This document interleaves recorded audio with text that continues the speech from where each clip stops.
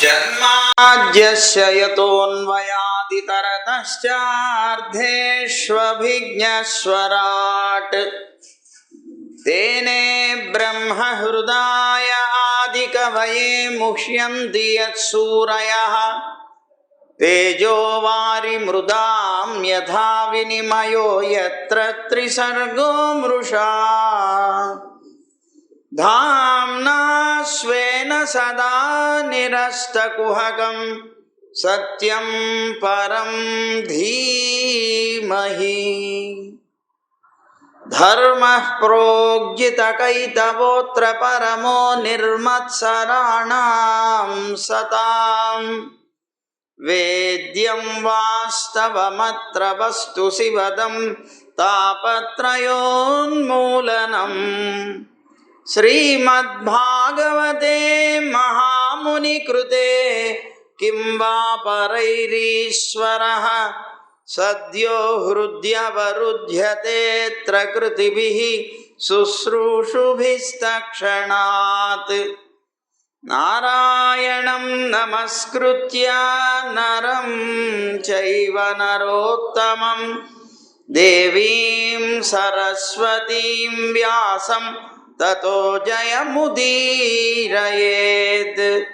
యం ప్రవ్రజन्तమనుపేతమపేతకృత్యం ద్వైపాయనో విరహకాతరా జుహావ పుత్రేతి తన్మయతయా తరవోభినేదుః తం సర్వభూతహృదయం మునిమానతోస్మి.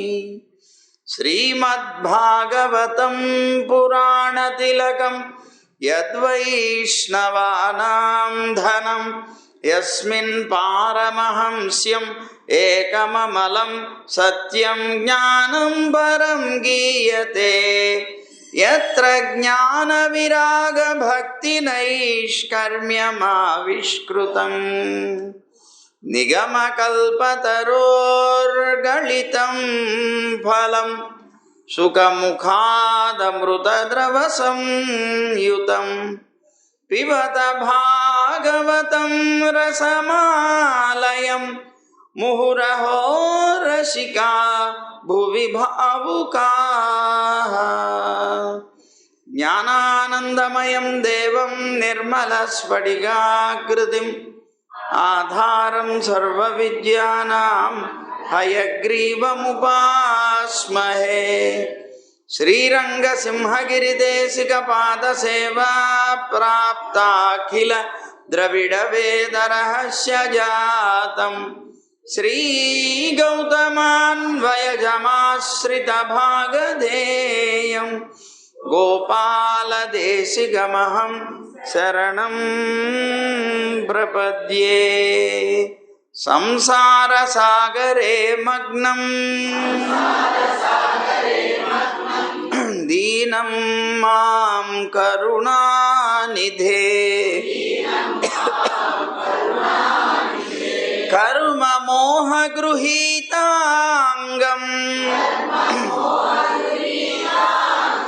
మాముద్ధర భవార్ణవాత్.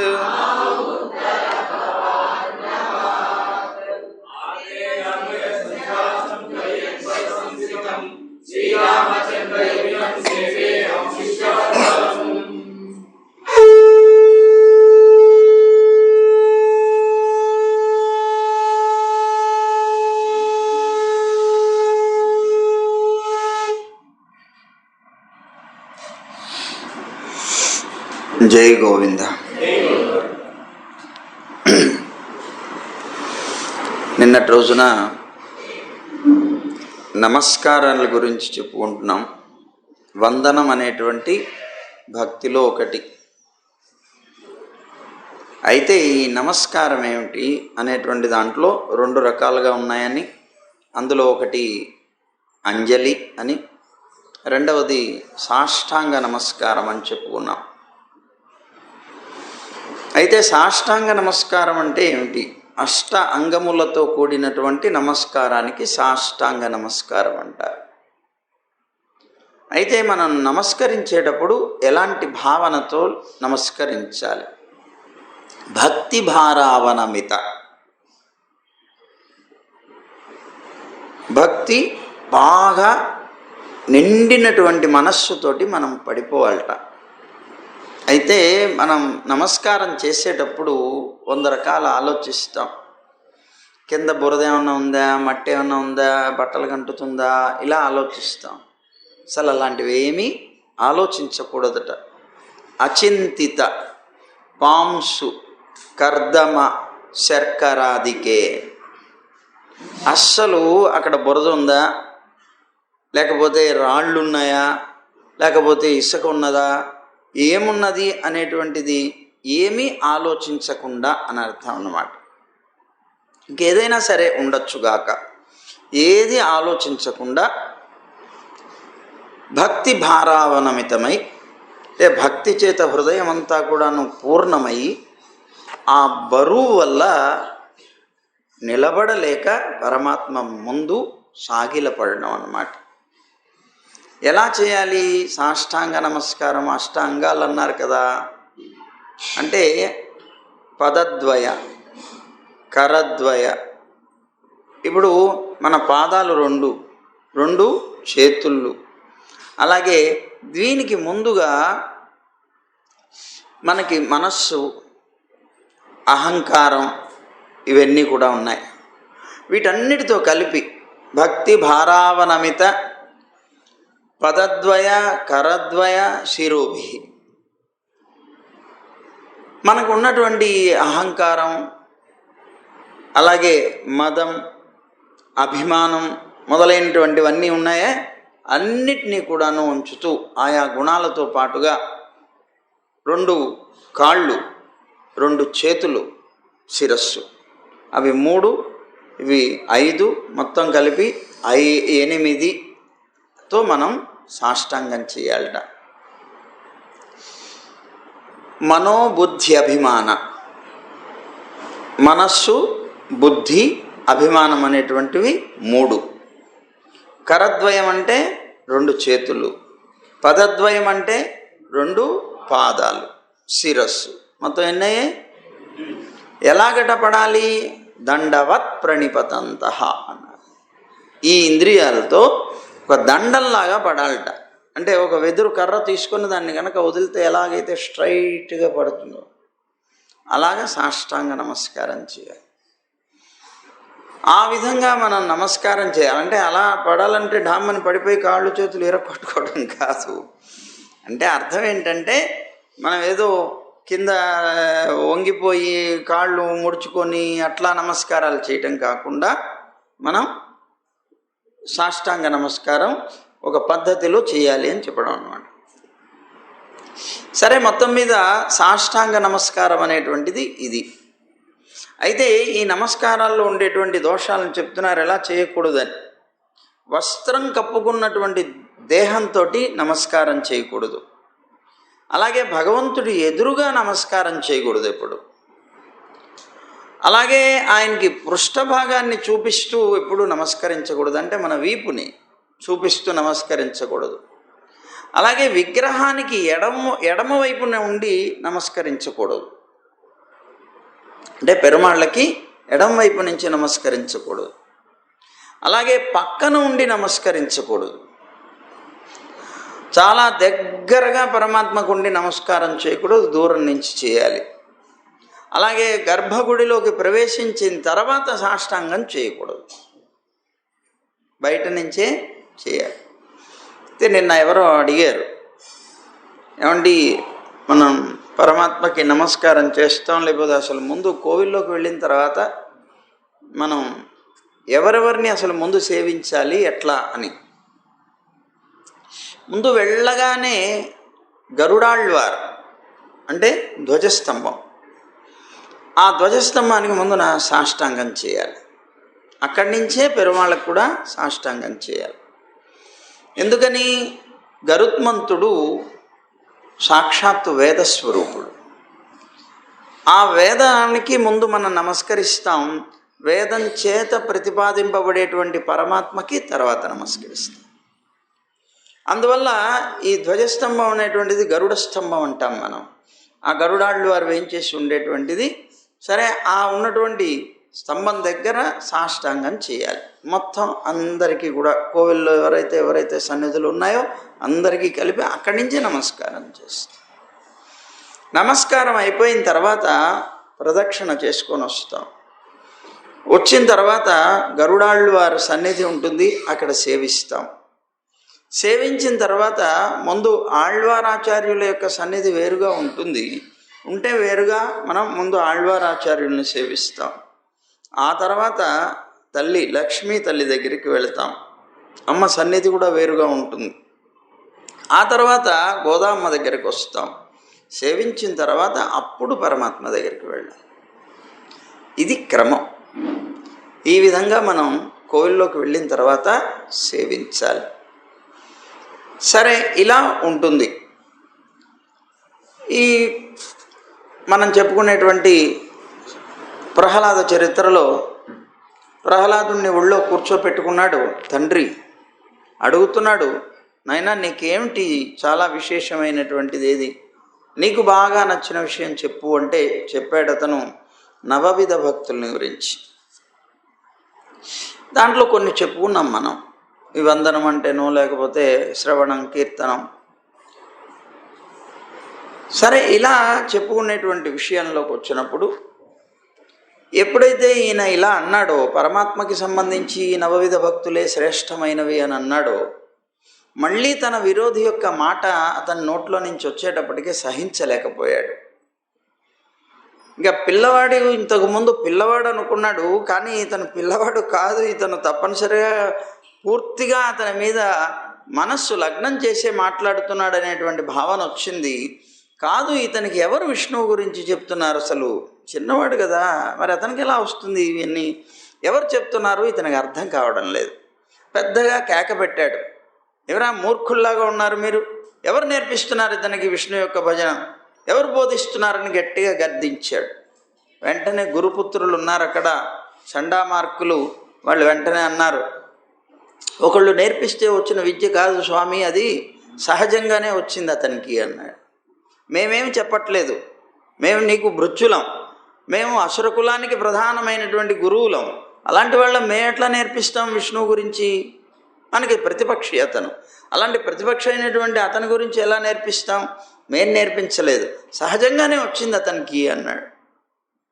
వెంటనే ఆ ప్రహ్లాదుని పట్టుకొని అన్నాడు, ఏమై నీకెలా వచ్చింది, నువ్వు ఎలా వచ్చింది అసలు, నీకు ఇది భగవంతుడి యొక్క తత్వం నీకు ఎవరు నేర్పించకుండా నీకు సహజంగా ఎలా వచ్చింది అన్నాడు.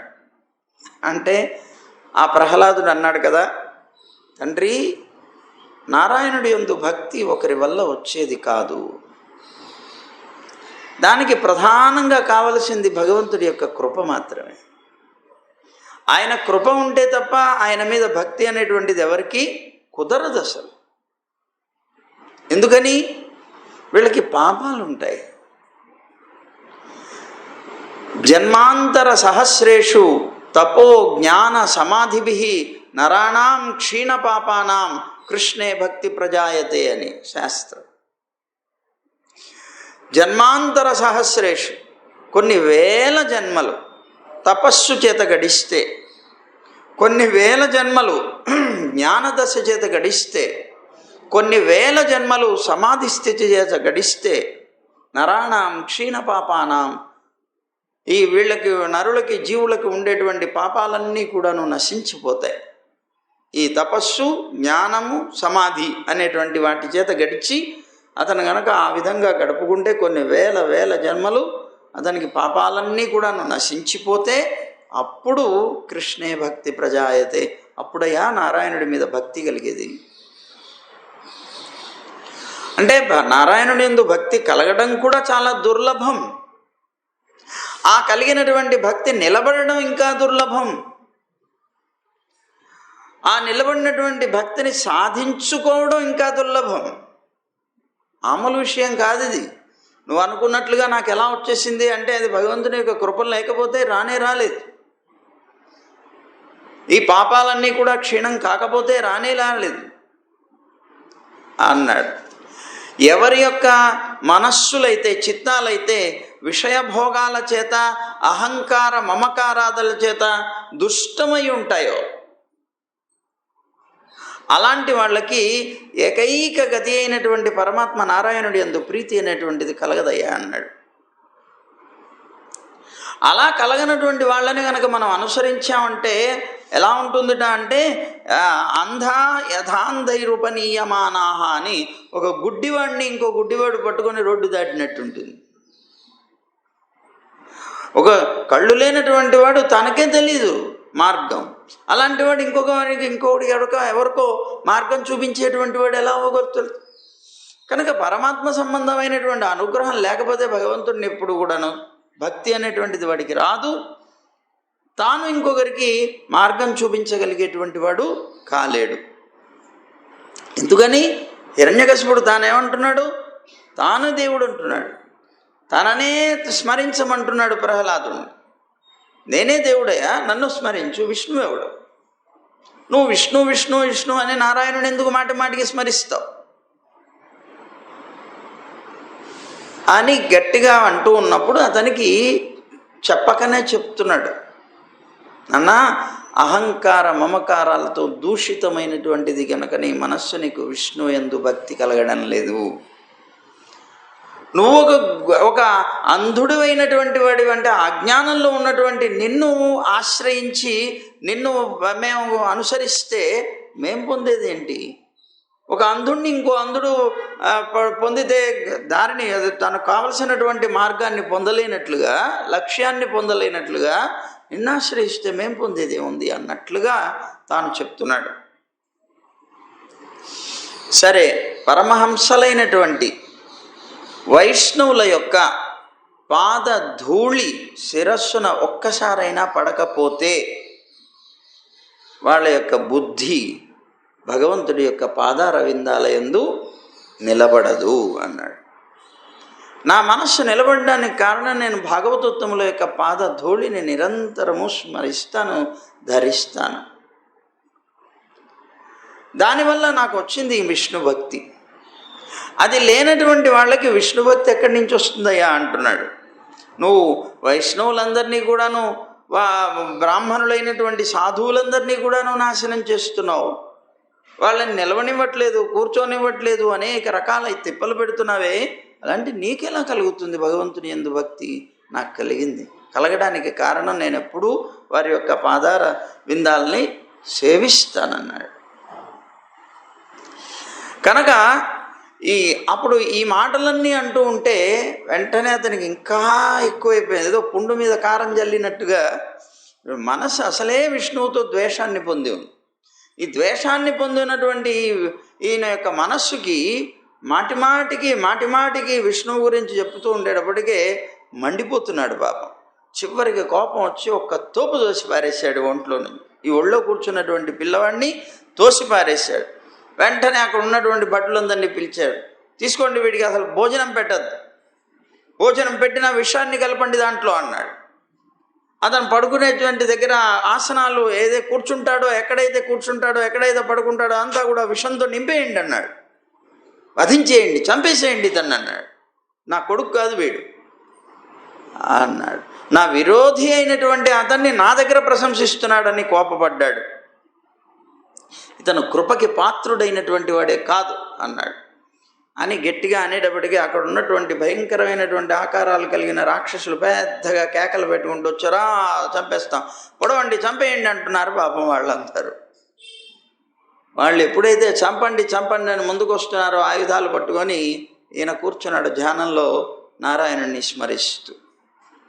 నారాయణుని స్మరిస్తూ కూర్చున్నటువంటి ప్రహ్లాదుడి మీద ఆయుధాలు తెచ్చి ఆయన్ని పొడిచేస్తున్నారు వీళ్ళు. ఎన్ని పొడుస్తున్నా ఏం చేస్తున్నా కూడా పరమాత్మ మీద మనస్సు కలిగినటువంటి ఆ పిల్లవాడికి కొద్దిగా కూడా అపకారం జరగలేదు. ఆశ్చర్యపడ్డాడు తండ్రి. ఇదేమిటి, వీడు మనిషేనా అసలు అనుకున్నాడు. ఏమిటి ఇన్ని కత్తులు పెట్టి పొడుస్తున్నా కూడాను వీడికి ఏమి కావట్లేదు, ఆశ్చర్యపోయాడు. సరే, ఇలా కాదనుకున్నాడు, వీటితో చావకపోతే ఏమిటి, నా దగ్గర ఉపాయాలు బోలెడు ఉన్నాయన్నాడు. అనుకొని వెంటనే అనేక రకాలుగా ఇతన్ని చంపించడానికి పంపించాడు. వెళ్ళండి, ఏనుగుల చేత తొక్కించండి, దిగ్గజాలైనటువంటి ఏనుగులు ఉన్నాయి, వాటితో తొక్కించండి అన్నాడు. తీసుకువెళ్ళి తొక్కించారు. తొక్కిద్దామని వెళితే ఆ ఏనుగుల దగ్గరకు వచ్చి మాల పుష్పమాల అతని మెళ్ళో వేసాయి. మహాసర్పాల చేత కరిపించండి అన్నాడు. ఆ సర్పాలన్నింటినీ కూడా అక్కడికి తీసుకొని వచ్చారు. అతన్ని దాంట్లో పడేస్తే ఆ సర్పాలు అతన్ని కాటు వేయకపోగా అతని చుట్టూతో తిరుగుతున్నాయి. ఆశ్చర్యపోయాడు, ఇదేమిటిది, ఇలా కాదు, అభిచారిక హోమాలు చేయించాలనుకున్నాడు. క్షుద్రమైనటువంటి హోమాలు చేయించి ఇతన్ని చంపించాలనుకున్నాడు. ఆ ప్రయోగాలు పనిచేయలేదు. సరే, పర్వతాల మీద నుంచి తోయించాడు. విష్ణు పురాణంలో చాలా తమాషాగా చెప్తారు. పర్వతం మీద నుంచి తోయిస్తున్నాడు. వీళ్ళు వచ్చారు, ఒక తోపు తోసేశారు. చాలా పెద్ద పర్వతం. తనకేమీ భేదం లేదు, ఇది పర్వతం ఇది భూమి అనేటువంటి భేదం లేదు. మొత్తం నారాయణుడే. నారాయణుడి మీద నుంచి నారాయణుడి మీదకే పడుతున్నాను అనుకుంటున్నాడు. ఆ పిల్లవాడి యొక్క మనస్తత్వం అలా ఉంది. సరే, ఒక తోపు తోశారు వాళ్ళు. తోసేటప్పటికే అతను కింద పడుతున్నాడు. ఆ పడుతున్నటువంటి అతనికి తన హృదయంలో ఉన్నటువంటి నారాయణుడికి కళ్ళు తిరుగుతాయనేటువంటి బెంగ కలిగిందిట. బెంగ కలిగి వెంటనే అతను హృదయాన్ని ఇలా పట్టుకున్నట్ట. ప్రహ్లాదుడు అలా కింద పడుతూ ఉన్నా తాను పడుతున్నాను, తన కాళ్ళు చేతులు విరుగుతాయని బెంగలేదు. తన హృదయంలో ఉన్నటువంటి నారాయణుడికి ఏం కాకూడదు అనుకుంటూ ఆ హృదయాన్ని అలా గట్టిగా పట్టుకొని పడుతున్నట్ట. అలా కింద పడుతున్నటువంటి ఆ ప్రహ్లాదుణ్ణి స్వయంగా నారాయణుడు వచ్చి 2 చేతులతో పట్టుకున్నట్టు. ఎంత ఆశ్చర్యం చూడు. స్వయంగా నారాయణుడు వచ్చి 2 చేతులతో పట్టుకొని అతన్ని కిందకి దింపాట. మళ్ళీ ఇంటికి తిరిగి వచ్చేట. వీడెలా బతికాడు అన్నట్టువా. అదిగో అలాగా అతన్ని ఆ పర్వతాల మీద జోయించాట. మాయ చేసి అతన్ని బంధించే ప్రయత్నం చేశాట. అతను మాయలు ఏం పని చేయలేదుట. అలాగే విషప్రయోగాలు అనేక రకాలు చేశాడు. చివరికి అన్నం పెట్టడం మానేశాడు. తిండి లేకపోయినా అతను చక్కగా ఉన్నాడు, తేజస్సుతోనే ఉన్నాడు. తేజస్సు ఎక్కడా కూడా తగ్గలేదు. ఆశ్చర్యపోయాడు. మంచులో పడేశాడు. మంచి పర్వతాల్లోకి తీసుకెళ్ళి అతన్ని తవ్వి దాంట్లో కూర్చోబెట్టేశాడు. ఏమీ కాలేదు. గాలి, నీరు, అగ్ని, రాళ్ళు, అనేక రకాలైనటువంటి వస్తువులతో అతన్ని బాధించాడు. అన్నీ నిష్ఫలమైపోయాయి. ఏ ఉపాయం చేత కూడా అతన్ని నేను చంపలేకపోయాను అనుకున్నాడు. చాలా బెంగపడ్డాడు. అలా బెంగపడుతున్న సమయంలో సరిగ్గా ఇతని యొక్క చెల్లెలు హోళిక అని ఒక ఆవిడ ఉంది. ఆవిడ పరిగెట్టుకొచ్చింది. అన్నా, నువ్వెందుకు బెంగపడతావు? వీడిని చంపడానికి పెద్ద విషయం ఏమిటి, నేనున్నానన్నది. నువ్వెలా చంపుతావు? నాకే సాధ్యం కాలేదు, వీడిని చంపడం నువ్వెలా చంపుతావు అన్నాడు. నాకు వరం ఉన్నదన్నా అన్నది. ఏమిటి నీకు ఉన్న వరం? చెప్పాడు. చెప్పింది ఆ హోళిక. నేను అగ్నిదేవుడి గురించి తపస్సు చేశాను. ఆ అగ్ని నాకు వరం ఇచ్చాడు. ఆ అగ్ని వల్ల నాకేమీ చెడు జరగదన్నది. తగలబడుతున్నటువంటి ఆ అగ్నిలో నేను దూకినా కూడా ఆ అగ్ని నన్ను కించిత్ కూడా ఏమీ చేయదయా, నా దగ్గర వరం ఉన్నది కనుక, ఆ వరం ఉన్నది కనుక నువ్వు చితి పేర్చు. ఆ చితి పేరిస్తే నేను వాడిని తీసుకొని ఆ అగ్నిలో కూర్చుంటా. నన్నేం చేయదు అగ్ని, వాడిని చంపేస్తుంది కనుక ఆ విధంగా నేను చంపేస్తానన్నది. ఓహ్, చాలా అద్భుతమైనటువంటి ఉపాయం పన్నావు, మంచిది అన్నాడు. పెద్దగా అక్కడంతా కూడా నాకు చితి పేర్చాడు. పేర్చేసేసి అగ్ని విరేల్చాడు. మంచి బ్రహ్మాండమైనటువంటి మంటలు వస్తున్నాయి.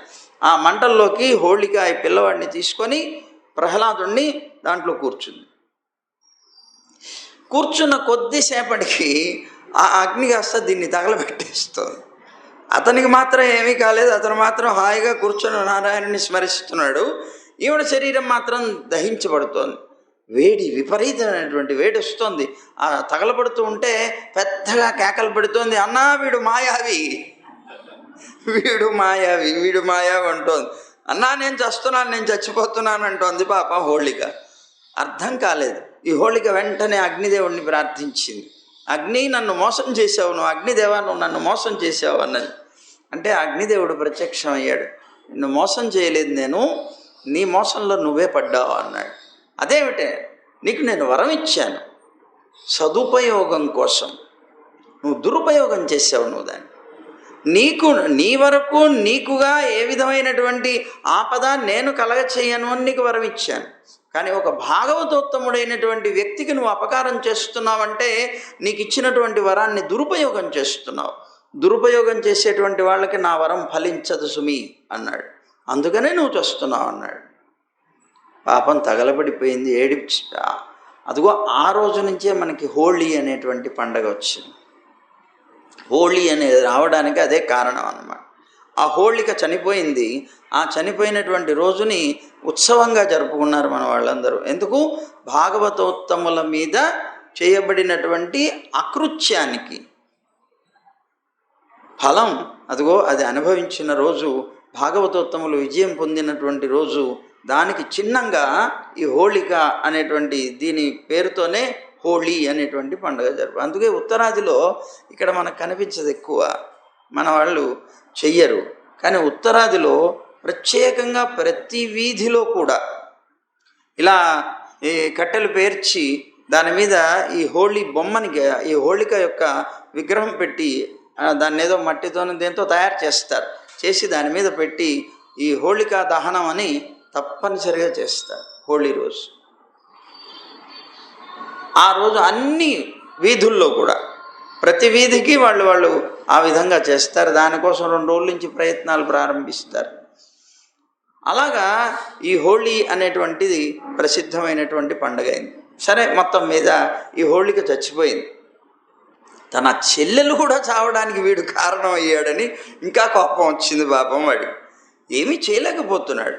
ఎన్ని ప్రయోగాలు చేసినా నారాయణుడిని వాడు మరవట్లేదు, నారాయణుడు వీడిని రక్షించడం వదలటం లేదు.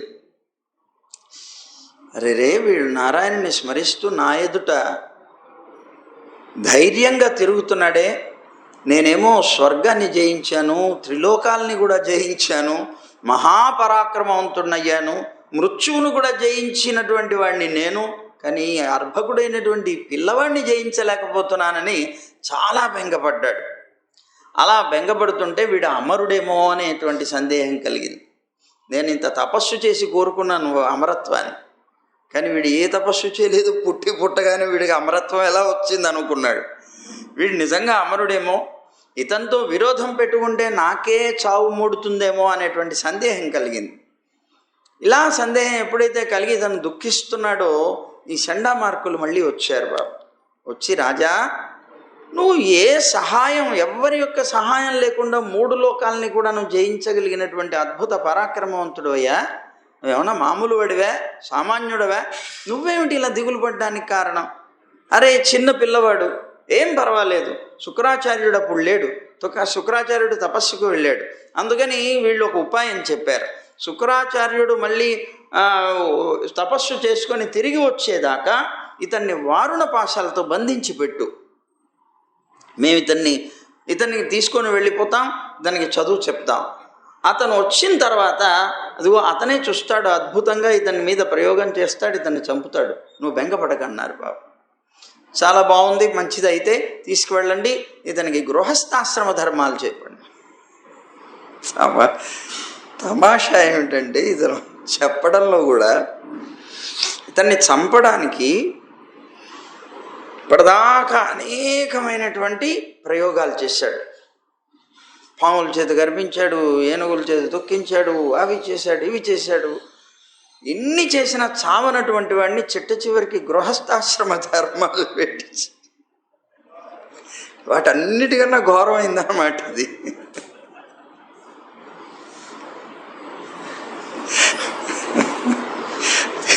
తీసుకెళ్ళి ఇతనికి గృహస్థాశ్రమ ధర్మాలు నేర్పించండి అన్నాడు బాబు. అప్పటికి కానీ చావడు వీడు. వీటన్నిటికన్నా ఘోరమైనటువంటి నరకం అది, దాంట్లో పడేసేయండి అని అన్నట్లుగా వాడు ఇట్లా చెప్పడం ఆశ్చర్యంగా. గృహస్థాశ్రమ ధర్మాలు బోధించండి అని ఆజ్ఞాపించాడు బాబు. సరే, మొత్తం మీద ఈ గురువులు తీసుకొని వెళ్ళారు. తీసుకువెళ్ళి దానికి సంబంధించినటువంటి విద్యలన్నింటినీ కూడా బోధిస్తున్నారు. ఈ గురువులందరూ కూడాను సంసారం మీద మంచి ఆసక్తి కలిగినటువంటి వ్యక్తులు. అందువల్ల వాళ్ళు బోధించేవన్నీ కూడా అర్థకామాదులకి సంబంధించినటువంటి ఉపదేశాలు చేస్తున్నారు. కానీ ప్రహ్లాదుడికి వాటి మీద ఆసక్తి లేదు, అవి విని నేర్చుకోవాలనేటువంటి శ్రద్ధ లేదు. సరే, ఇవన్నీ నేర్పిస్తూ గురువుగారు ఒకరోజు ఇంట్లోకి వెళ్ళాడు. ఆయన అట్లా వెళ్ళగానే మిగిలినటువంటి పిల్లలందరూ ఏం చేశారు, ఆడుకోవాలనిపించింది వాళ్ళకి. ప్రహ్లాదుడిని ప్రోత్సహించారు, వెళదాం, ఎందుకంటే ఇతను రాజుగారి కొడుకు కదా, అందువల్ల ఆయన్ని వెళదాం మనం అన్నాడు. అని అంటూ ఉండేటప్పటికే వీళ్ళకి వెర్రివాళ్ళు, మన గురువుగారేమో సంసారం గురించి చెప్తున్నారు, సంసారంలో ఉండేటువంటి దుఃఖాలు కష్టాలు ఏమిటో వీళ్ళకి తెలీదు, పాపం వీళ్ళకి దాని గురించి తెలియచేయాలని దయ కలిగింది ప్రహ్లాదుడు. వీళ్ళకి ఎలాగైనా సరే కలుషితం కానటువంటి మనస్సులు ఇవి, చిన్న పిల్లలు, వాళ్ళకి ఇంకా కల్మషం తెలియదు. అలా కల్మషం తెలియనటువంటి పిల్లలకి ప్రహ్లాదుడు చాలా ఆనందంగా ఈ విషయాల గురించి తెలియచేస్తే, ఇప్పుడు నాటుకున్నదే రేపు భవిష్యత్తులో అది తప్పనిసరిగా వృక్షం అవుతుంది, అది పరమాత్మ గురించి తెలియచేసేటువంటి జ్ఞానాన్ని ప్రసాదిస్తుంది అనేటువంటి భావం కలిగి వాళ్ళకి నేర్పించాలనుకొని, నాన్న ఆటలు కాదురా, ఇలా రండి నా దగ్గర కూర్చోండి అన్నాడు బాబు. అతని మీద ఉండేటువంటి గౌరవం చేత వాళ్ళందరూ ఆడుకోవాలనేటువంటి భావన వదిలేసి ఆయన దగ్గరకు వచ్చి కూర్చున్నారు. చుట్టూతా కూర్చోపెట్టుకున్నాడు. తాను కూర్చోపెట్టుకొని నెమ్మదిగా ప్రారంభించాడు, వాళ్ళకి బోధ చేయటం ప్రారంభించాడు. చూడండి, ఆ ప్రహ్లాదుడి వయస్సు ఎంత? 5 సంవత్సరాలు. చిత్రం చూసారా? 5 సంవత్సరాల చిన్న పిల్లవాడు చెప్పినటువంటి దాన్ని, ఆ ఉపదేశాన్ని ఈవేళ మనం కూడా వయస్సు పెరిగిన ఆ ఉపదేశాన్ని విని మనం బాగుపడాలనుకుంటున్నాం. ఎంతటి వాడు చూడండి ప్రహ్లాదుడు. అదిగో ఆ ప్రహ్లాదుడు అంటున్నాడు, నాన్న గురువులు మనకి ఈ గృహస్థాశ్రమ సంబంధమైనటువంటి అన్ని విద్యల్ని బోధిస్తున్నారు, మీరు వింటున్నారు కదా. వాళ్ళు సంసారం మీద ఆసక్తి కలిగినటువంటి వాళ్ళు కనుక ఆ గురువులు అవే బోధిస్తారు. మనం కూడా సంసారం మీద ఆసక్తి కనుక పొందాము అంటే ఈ అర్ధకామాదులు ఏవైతే ఉన్నాయో ఆ ఉపదేశాలను విని మనం నశించిపోతాంరా అని ఉపదేశం చేస్తున్నాడు. అందువల్ల ఎటువంటి పరిస్థితుల్లో వాళ్ళు ఉపదేశం చేసేటువంటి అర్ధకామాదుల విషయాలని గురించి ఎప్పుడూ మీరు వినకండి, స్వీకరించద్దు అన్నాడు. కాకుండా వాళ్ళు ఆ గురువులు ఉన్నారే, వాళ్ళు పూర్తిగా ఆ గృహస్థాశ్రమ ధర్మాలని మనకి బోధిస్తున్నారు, కానీ వాళ్ళు అనుభవించేటప్పుడు కష్టాలు అనుభవిస్తున్నారా, సుఖాలు అనుభవిస్తున్నారా? సంసారంలో పడినవాడు ప్రతివాడు దుఃఖాన్నే కదా అనుభవించవలసింది అని నెమ్మదిగా ప్రారంభించాడు. మనకి భగవంతుడు 100 సంవత్సరాల ఆయుష్ ఇచ్చాడయా. 100 సంవత్సరాల ఆయుష్ ఇస్తే దాంట్లో ఒక 50 సంవత్సరాలు పూర్తిగా నిద్రకే పోతుంది, వ్యర్థమైపోతుంది. ఈ ఆయుష్లో సుమారు 50 సంవత్సరాలు మనకి వ్యర్థమైపోతుంది. ఎలాగా? నిద్రతో. ఎందుకు? 24 గంటల్లో 12 గంటలు రాత్రి, 12 గంటలు పగలు. ఆ 12 గంటల రాత్రి మనం నిద్రపోతాం, మనం ఏ పని చెయ్యం, ఏది ఆలోచించం, జ్ఞానాన్ని పొందాం. అచేతన అవస్థలో పడి ఉండేటువంటి ఆ సమయం అంతా మనకి వృధానే కదా. అంటే మనం జ్ఞానం కలిగి కొద్దో గొప్ప ఏదైనా సరే చూడగలిగి తెలుసుకోగలిగి ఏదైనా చేయాలి అంటే జాగృత అవస్థ 12 గంటలు మాత్రమే. అంటే మనకు ఉండేటువంటి ఆయుష్లో 50 సంవత్సరాలు అర్ధభాగం పూర్తిగా నాశనం అయిపోతుంది. మిగిలినటువంటి అర్ధభాగం మాత్రమే మనం సక్రమంగా జీవిస్తున్నాం. పోనీ సక్రమంగా జీవించేటువంటి ఈ అర్ధభాగంలో మనం భగవంతుని గురించి తెలుసుకునే కాలం ఎంత? భగవంతుని గురించి ఎందుకు తెలుసుకోవాలి అంటే ఈ జీవితం నుంచి మనం బయటపడాలి కనుక, ఈ సంసారం అనేటువంటి సాగరం నుంచి మనం బయటపడాలి కనుక భగవంతుని గురించి తెలుసుకోవాలి. మనం మన గురించి ఆలోచించుకునే కాలం ఎంత? అరే, మనకున్నటువంటి 50 సంవత్సరాల ఆయుష్లో 10 సంవత్సరాలు మూఢత్వంతోనే బతుకుతున్నాం మనం. అంటే బాల్యావస్థ, చిన్నపిల్లలు, వాళ్ళకి ఎంత చెప్పండి, నువ్వేం చెప్పావో అది చేస్తారు. నాన్న భగవంతుడికి ఇది రాష్టాంగం చేయి అంటే తాచిపెడతారు. ఇదిగో భగవంతుడికి మనం చేస్తుంటే వాడు వచ్చేసి వాడు కూడా అదో హారతి ఇస్తాడో, లేకపోతే అగరబత్తి వెలిగించి ఇస్తాడో, ధూపం ఇస్తాడో, మీరు చదువుతున్న మంత్రాలు చదువుతారో, తల్లిదండ్రులు పరమానందపడిపోతారు, మురిసిపోతారు. అబ్బా ఈ పిల్లవాడండి మేము రోజు ఆరాధన చేస్తుంటే మా దగ్గరకు వచ్చి వాడు కూడా చేస్తూ ఉంటాడు, వాడికి వచ్చిన మాటలు ఏవో చెప్తూ ఉంటాడండి. మురిసిపోతారు. ఆ వయస్సులో చేసేది స్థిరం కాదు. ఆ వయసులో ఏమీ తెలియదు. వాళ్ళు మనని పరతంత్రులుగా ఉండేటువంటి వాళ్ళు వాళ్ళ మనస్సంతా కూడా కల్మషం లేనటువంటిది, ఆలోచనలతో నిండనటువంటిది గనక వాళ్ళు తప్పనిసరిగా మనం చెప్పింది చేస్తారు. మూఢులు అంటారు. వాళ్ళకి ఏమీ తెలియదు బాబు. అంత మాత్రమే నమస్కారం చేయంటే నమస్కారం, ఎందుకు చేయాలి, ఏం చేయాలి, ఎవరికి చేయాలి, ఎలా చేయాలి ఏమీ తెలియదు. వాడు మూఢత్వం 10 సంవత్సరాలు వృధా అయిపోయింది. అంటే జాగృతావస్థలో ఉన్నటువంటిది జ్ఞానాన్ని పొందగలిగినటువంటి వయస్సులో 50 సంవత్సరాల్లో 10 సంవత్సరాలు వృధా అయిపోయింది. ఇక అక్కడి నుంచి 10 సంవత్సరాలు దాటిన తర్వాత అతనికి ఏమొస్తుంది? విద్య, చదువు గురించి ఆలోచనలో వస్తుంది. ఇంకా చదువు అనేటువంటి దాంతో ఒక 10 సంవత్సరాలు వృధా అయిపోతుంది. అంటే ఆ సమయంలో అంతా బిజీ. ఏమండి మీరేం భాగవతానికి పిల్లలు రావట్లేదేంటి? ఎక్కడండి, కాలేజీకి వెళుతున్నారు కదా, స్కూల్కి వెళుతున్నారు కదా, వాళ్ళు ఎప్పుడో వస్తారు 10ంటికి రాత్రి, ట్యూషన్స్ అన్నీ అయిపోయి అంటున్నాం కదా మనం. అంటే అర్థం ఏంటి? బిజీ. వాళ్ళకి భగవంతుని గురించి ఆలోచించడానికి సమయం లేదు. పొద్దున పూట హయగ్రీవ స్తోత్రం నేర్పించాం కదా, చదువుకుంటున్నారా? ఏదండి, ఏదో అక్కడ వచ్చేసేస్తాడు. అందులో మేము బలవంతం చేస్తే స్నానం చేసి పరిగెట్టుకుంటూ వచ్చి ఆ తడిబట్టలతో ఊరికే నమస్కారం చేసేసి భగవంతుడికి పరుగులు ఎత్తుకుంటూ వెళ్ళిపోతాడు. సమయమే లేదు. నిజమే అది. విద్యను అభ్యసించేటువంటి రోజుల్లో అతనికి సమయం ఉండదు భగవంతుని గురించి ఆలోచించడం. ఒక 10 సంవత్సరాలు వృధా. ఈ 20 సంవత్సరాల వయస్సు వస్తోంది అంటే తల్లిదండ్రులకి బెంగ. ఏమిటి బెంగ? మనం అందరం సంసారంలో పడి ఇలా కొట్టుకుని ఏడుస్తూ ఉంటే వీడొక్కడు సుఖంగా ఎలా బతకాలి?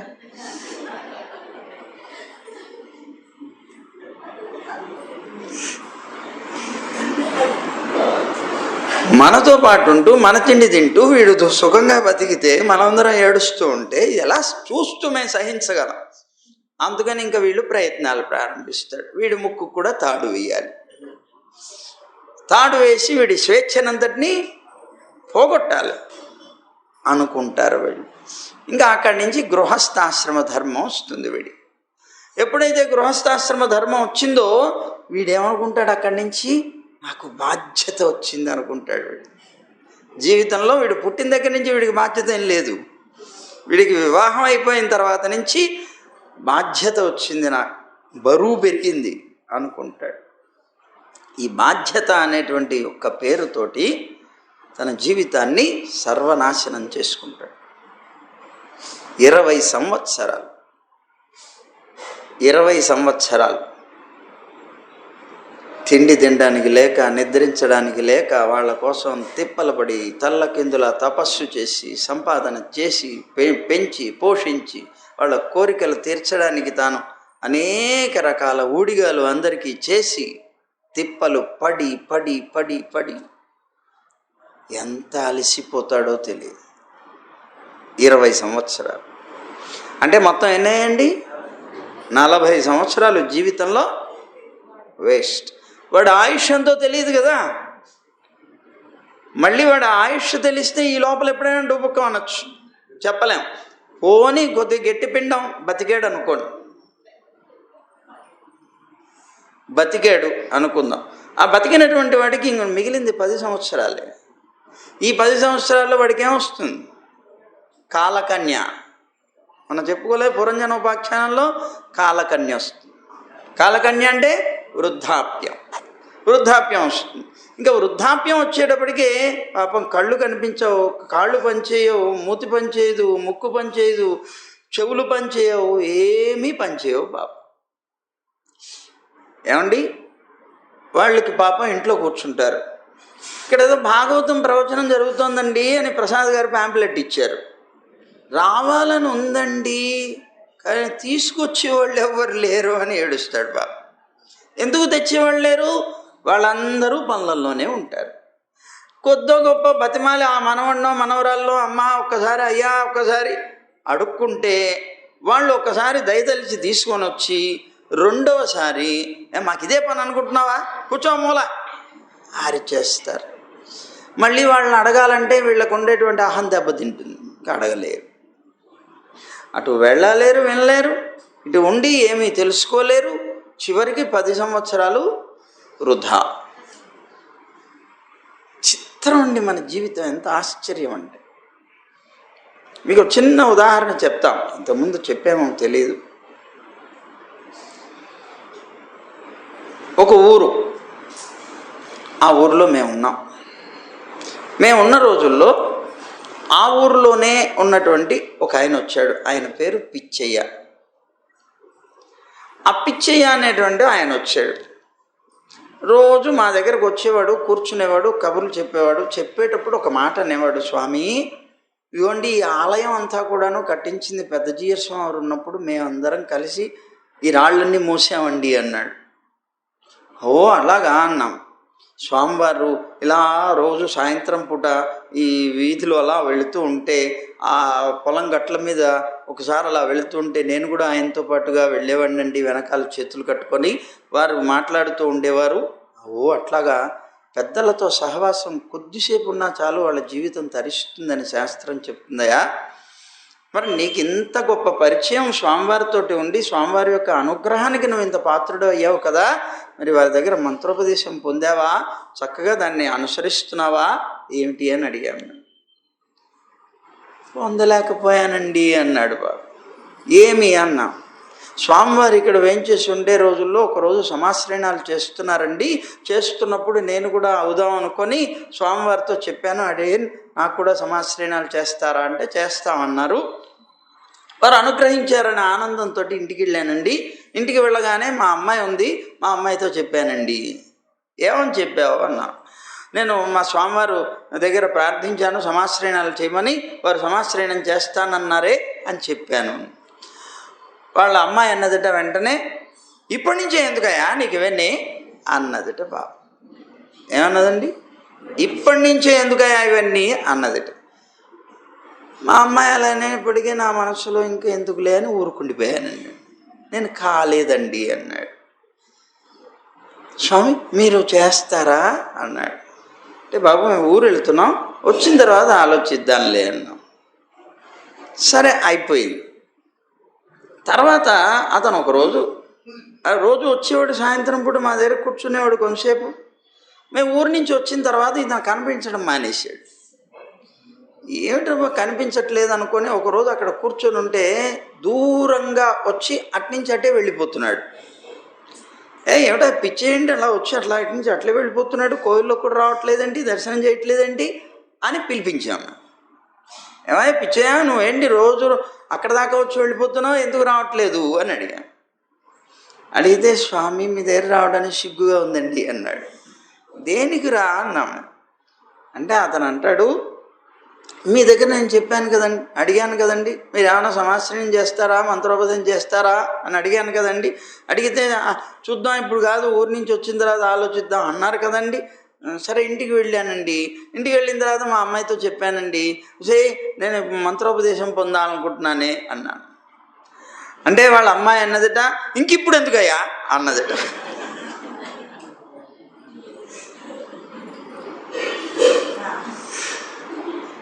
చూడండి మన జీవితం ఈ 2 మాటల మధ్యలోనే నలిగిపోతుంది. తరించడానికి ఇప్పటి నుంచే ఎందుకు, ఇంకా ఇప్పుడెందుకు.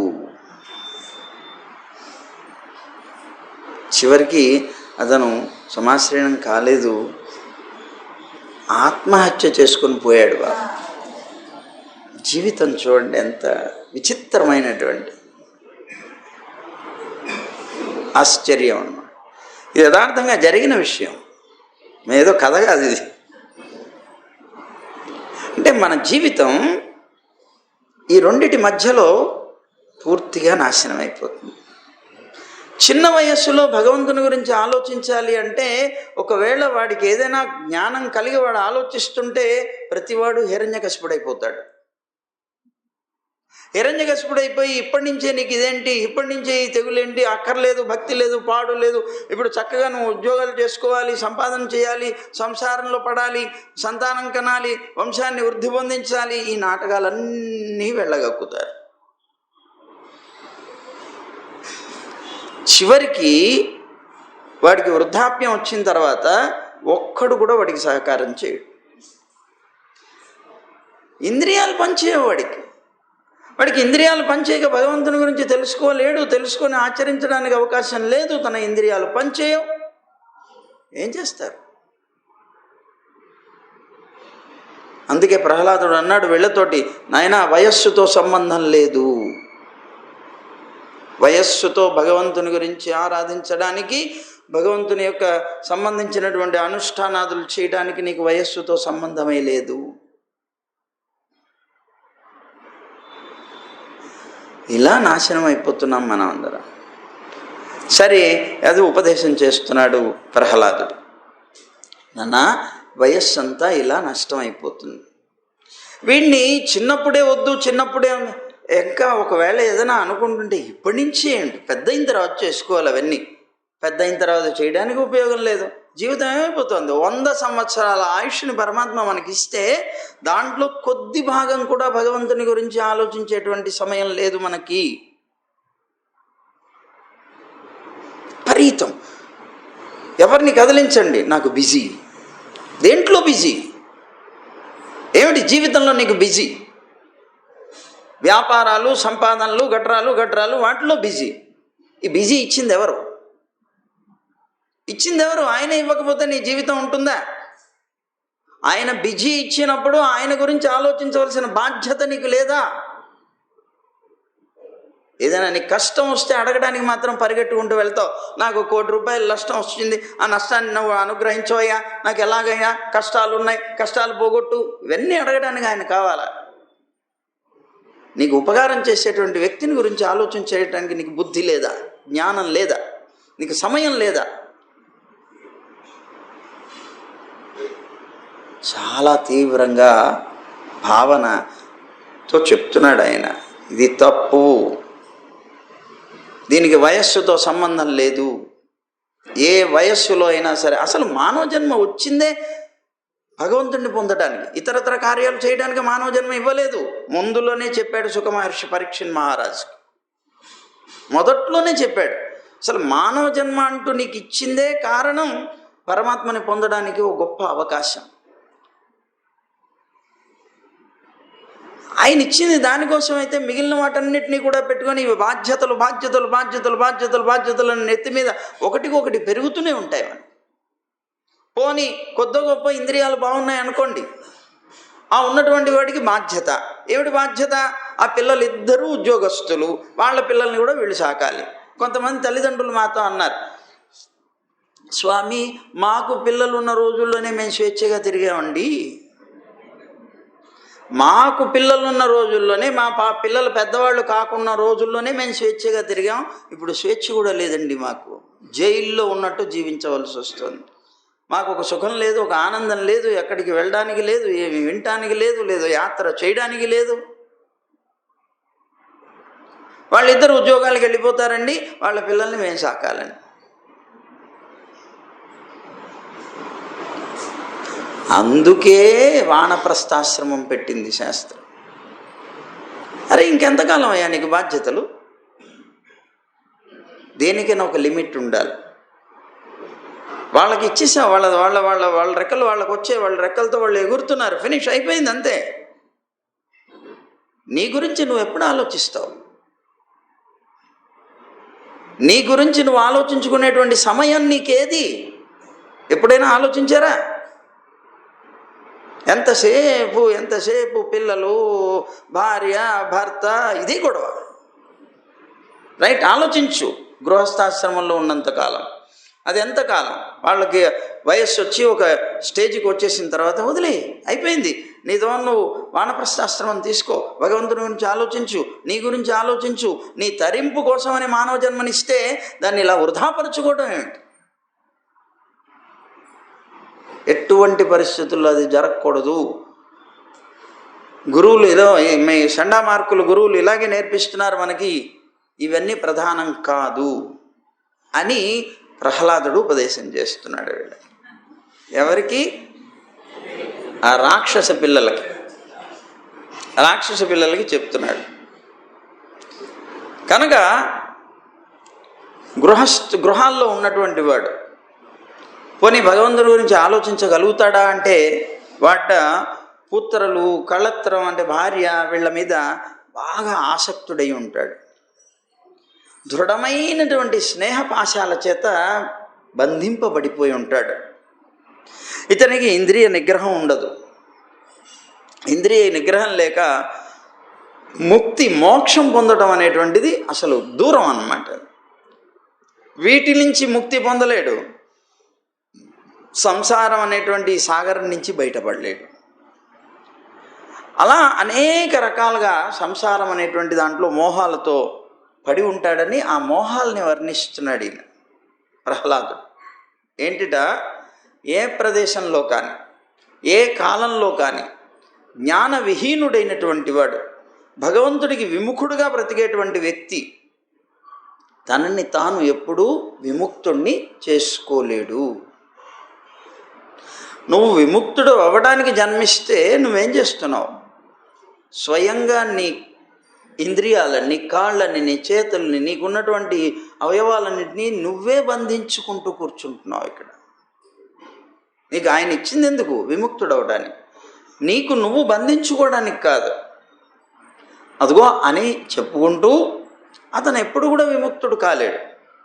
కామ లంపటులైనటువంటి వ్యక్తులు ఉంటారే, వాళ్ళు స్త్రీల చేతుల్లో క్రీడా మృగాలైపోతారు. భార్య లేకపోతే నేను బ్రతకలేను అనుకుంటూ వ్యామోహంతో జీవించేటువంటి వ్యక్తులు ఆ స్త్రీల యొక్క ఆట బొమ్మల్లాగా అయిపోతారు. వాళ్ళు ఎలా ఆడిస్తే అలా ఆడేటువంటి రీతిలో అయిపోతారు. పుత్రులు, పౌత్రులు అనేటువంటి వాళ్ళు వీళ్ళకి సంకెళ్ళ లాంటి వాళ్ళు. ఇందాక చెప్పుకున్నాం కదా, వీళ్ళకి సంకెళ్ళ లాంటి వాళ్ళు.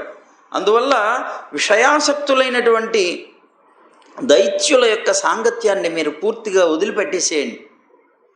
ఆదిదేవుడైనటువంటి నారాయణుణ్ణి శరణాగతి చేయండి అని ఉపదేశం చేస్తున్నాడు. నారాయణుడు సాక్షాత్తు సకల జీవరాశికి కూడా ఆత్మ అయినటువంటి వాడు, అంతరాత్మ. ఆయన్ని ఆరాధించడం ప్రధానంగా లోకంలో వయస్సుని అడ్డుగా పెడతారు ఆరాధించడానికి. అసలు వయస్సుతో సంబంధం లేదు. మీరు పిల్లలు కదా, ఇప్పటి నుంచి కాదు ఎప్పుడో అనుకోకండి, ఈ వయస్సు నుంచే ప్రారంభించాలి అని అంటున్నాడు. ఆయనే ప్రపంచంలో సర్వస్థలాల్లో కానీ సర్వకాలాల్లో కానీ ప్రసిద్ధుడై ఉన్నాడు. ఆయనే ప్రసిద్ధుడు తప్ప ఇంకొకరెవరూ కూడా కాదు. అతన్ని ప్రసన్నం చేసుకోవడం కోసంగా మనం ఏదో చాలా కష్టపడాలి, తల్లకిందులా తపస్సు చేయాలనేటువంటిది లేదు. చాలా సులువు ఆయన్ని ప్రసన్నం చేసుకోవడానికి. ఆయన ప్రసన్నం చేసుకోవడానికి ఎక్కువ ప్రయత్నం కూడా నీకు అవసరం లేదంటున్నాడు. ఎందుకని? ఎలా పరమాత్మ అయినటువంటి వాడు సంతుష్టుడవుతాడు అంటే, పరమాత్మకి బాగా సంతోషాన్ని కలిగించేటువంటిది లోకంలో ఉండేటువంటి జీవరాశి మీద మీరు ద్వేషాన్ని వదిలిపెట్టేయండి. సర్వభూతాల యందు కూడా దయను కలిగి ఉండండి. అన్నిటి యందు మైత్రి, మిత్రతని చూపించండి, స్నేహం చూపించండి. భగవంతుడు సంతోషిస్తాడు దానివల్ల. ఎందుకు? సర్వము కూడా నువ్వు పరమాత్మ యొక్క స్వరూపంగా దర్శించగలుగుతున్నావు కనుక పరమజ్ఞానివి. సమదర్శి అయినటువంటి వాడే పరమజ్ఞాని అని శాస్త్రం చెప్తుంది. కనుక అదిగో నువ్వు సర్వ జ్ఞానం కలిగినటువంటి వాడు అవుతావు, పరమాత్మకి చాలా ఇష్టమైనటువంటి వాడు అవుతావు అని చెప్తున్నాడు. భగవంతుడికి సంతోషం కలిగించినటువంటి భక్తుల యొక్క భక్తికి ఫలం ఏమిటన్నాడు. ఆయనకి సంతోషం కలిగినప్పుడే మనకి ముక్తి. ఆయనకి సంతోషం కలిగించేలాగా మన క్రియలు ఉండాలి. అందుకే ఉపనిషత్తు ఏం చెప్పింది? నాయమాత్మా ప్రవచనేన లభ్య న మేధయ న బహునా శ్రుతేన యమైవైష్య వృణుతే తేన లభ్య తస్యైష ఆత్మా వివృణుతే తనోగుం స్వాం అంటుంది. యమైవైష్య వృణుతే తేన లభ్య, ఎవరినైతే తాను వరిస్తాడో వాళ్ళ చేతనే పొందబడతాడు. ఎవరినైతే తాను వరిస్తాడో స్వయంగా వాళ్ళకే తాను తన యొక్క రూపాన్ని సాక్షాత్కరింపజేస్తాడు. నువ్వేదో నేను చాలా విన్నాను, నేనేదో తపస్సు చేశాను, ఇలాంటి వాటి వల్ల నాకు పరమాత్మ లభ్యమైపోతాడు, దొరికిపోతాడు అని అనుకుంటే కాదు. ఆయన సంతోషించాలి, ఆయనకి నువ్వు ఆనందం కలిగించాలి. భగవంతుడికి సంతుష్టి కలిగేటువంటి కార్యాలు ఏవైతే ఉన్నాయో అవన్నీ భగవద్గీతలో 12వ అధ్యాయంలో చెప్పేశాడు. ఇలా ఉండేవాడు నాకు ప్రియుడు, ఇలా ఉండేవాడు నాకు ప్రియుడు, సచమమ ప్రియ, సచమమ ప్రియ. అలాంటి గుణాలన్నింటినీ కూడాను మనం చక్కగా అలవాటు చేసుకోవాలి.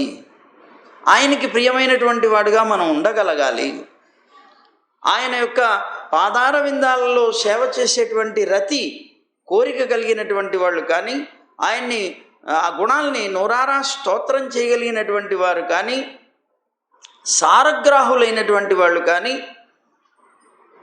వాళ్ళకి అసలు పరమాత్మని పొందేటువంటి సాయుధ్య మోక్షంతో కూడా సంబంధం లేదు, పనే లేదన్న. మోక్షం కూడా వాళ్ళకి అవసరం ఉండదు. ఈ సంసారాన్ని ఎలా తుచ్చంగా చూస్తారో, స్వర్గాది లోకాలని తుచ్చంగా చూస్తారో, మోక్షం కూడా అలాగే వాళ్ళకి తుచ్చం. పరమాత్మ ఒక్కడే కావాలి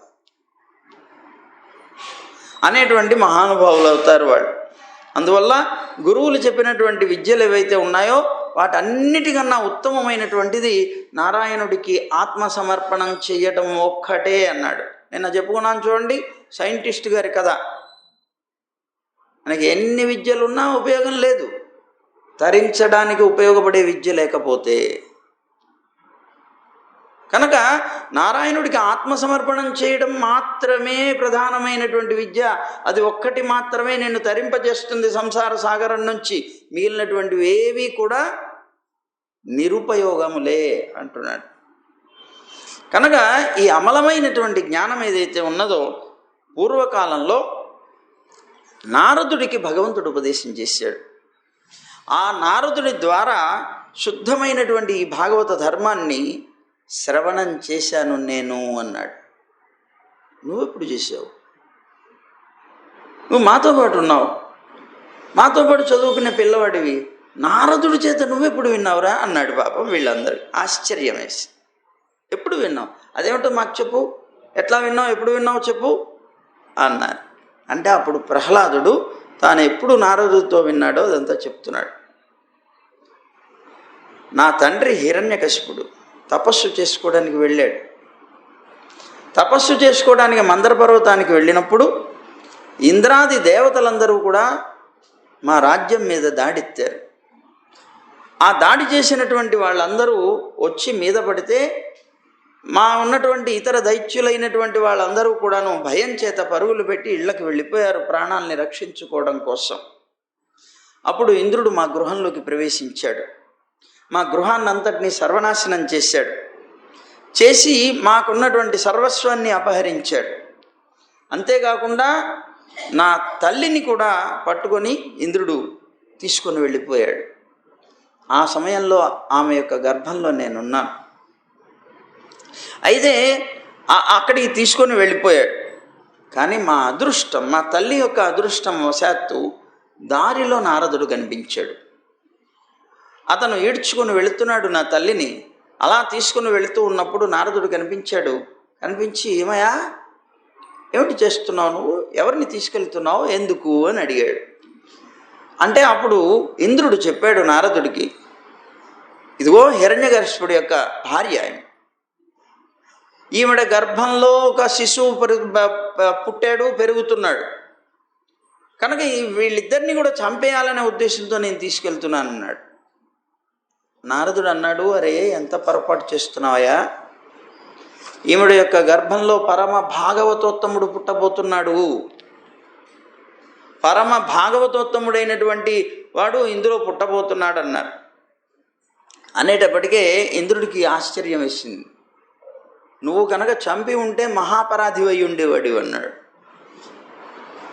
నాకు తెలీదు, ఈవిడ గర్భం దాల్చింది, ఆ హిరణ్యకశిపుడి యొక్క వేధింపులకే తట్టుకోలేకపోతున్నాం, మళ్ళీ వీడు కూడా ఒకటి తయారైతే మా గతేం కావాలి అనే ఆలోచనతోటి లోపల ఉన్నప్పుడే చంపేద్దామనే ఉద్దేశంతో తీసుకుని వెళుతున్నాను. నేను తీసుకువెళ్ళిపోయి పిల్లవాడిని నాశనం చేసి ఇవన్నీ వదిలేద్దాం అనుకుంటున్నాను అన్నాడు. చాలా పొరపాటు చేశావు, ఇందులో సాక్షాత్తు అనంతుడి యొక్క భక్తుడైనటువంటి వాడు ఉన్నాడు, నువ్వు చేయకు ఇలాంటి పొరపాటు పని అన్నాడు. వెంటనే ఇంద్రుడు తన చేతిలో ఉన్నటువంటి ఆయుధాన్ని పక్కన పడేశాడు, ఆవిడని వదిలేశాడు. ఆవిడ చుట్టూతా ప్రదక్షిణ చేశాడు. సాక్షాత్తు భగవంతుడి యొక్క భక్తుడు ఇందులో ఉన్నాడని ప్రదక్షిణ చేసి నమస్కారం చేసి వెళ్ళిపోయాడు. ఈ ఉన్నటువంటి ఆవిడ్ని నారదుడు తీసుకువెళ్ళాడు. పాపం గతి లేదు, మళ్ళీ వదిలేస్తే ఎవరో ఒకళ్ళు చంపేస్తారు. సాక్షాత్తు భగవంతుని యొక్క భక్తుడు, ఆయన్ని కాపాడవలసినటువంటి బాధ్యత భక్తుడిగా తనకి ఉన్నది కదా. అందుకోసం తన ఆశ్రమానికి తీసుకువెళ్ళాడు. అమ్మా నువ్వురా, మా ఆశ్రమంలో ఉందువు కానీ, నీకు సంతానం కలిగేదాకా, నీ భర్తని తిరిగి వచ్చేదాకా నీకు ఏ లోటు ఉండదు రమ్మన్నాడు. తీసుకువెళ్ళాడు. సరే, తీసుకుని వెళ్ళిన తర్వాత నా తల్లిగారు అక్కడ ఉండేవారు. నా తల్లిగారికి ఆ నారదుడిని కోరింది ఆవిడ. ఏం కోరింది? నాకు ఇచ్ఛాప్రసవం కావాలి అని కోరింది. ఇచ్ఛాప్రసవం కావాలి. మామూలుగా అయితే 9 మాసాల కల్లా ప్రసవం అయిపోతుంది, కానీ నాకు అలా వద్దు, ఎందుకంటే నా భర్త వచ్చినప్పుడే నాకు ప్రసవం కావాలి. కనుక ఇచ్ఛా ప్రసవాన్ని నాకు వరంగా ఇవ్వబోయా అని అడిగింది. అంటే అప్పుడు దాన్ని ఇస్తూ ఆ మహర్షికి బాగా గొప్పగా సేవ చేస్తూ నా తల్లి ఉండటం చేత ఆత్మ అనాత్మ వివేక జ్ఞానాన్ని కూడా ప్రసాదించాడు ఆయన. ఈ ఇచ్ఛా ప్రసవంతో పాటుగా వరంగా ఆవిడికి ఈ జ్ఞానాన్ని కూడా ప్రసాదించాడయా. చాలా కాలం అయిపోయింది కదా. చాలా కాలం అయిపోవడంతో మా అమ్మగారు మర్చిపోయి ఉండొచ్చు, కానీ ఆవిడ గర్భంలో ఉన్నటువంటి నేను విన్నాను అదంతా. అప్పుట పాపం ఆవిడ గర్భవతి ఉన్నది, గర్భంలో ప్రహ్లాదుడు ఉన్నాడు. నారదుడు ఆవిడికి చాలా అద్భుతంగా ఈ వేదాంత విద్యను ఉపదేశం చేస్తున్నాడు. వింటున్నది. వింటూ ఉండగా పాపం వెంటనే మనను ఒక భూతం పడుతుంది. భగవత్ కార్యంలో ఉన్నటువంటి మనకి ఒక భూతం ఆవరిస్తుంది. ఏమిటది? అది ఆవరించింది పాపం. ఆవిడ్ని బాగా నిద్ర వచ్చేసిందిట. నిద్ర ఉన్నది, నిద్రపోతోంది. ఈయన చూస్తున్నాడు పాపం, నిద్రపోతుంది. రేపు చెప్తున్న విషయం చాలా విశేషమైనటువంటి విలువైనటువంటి విషయమే, విలువైన సమాచారాన్ని వినకుండా నిద్రపోతున్నదే అని అనుకుంటూ ఉన్నా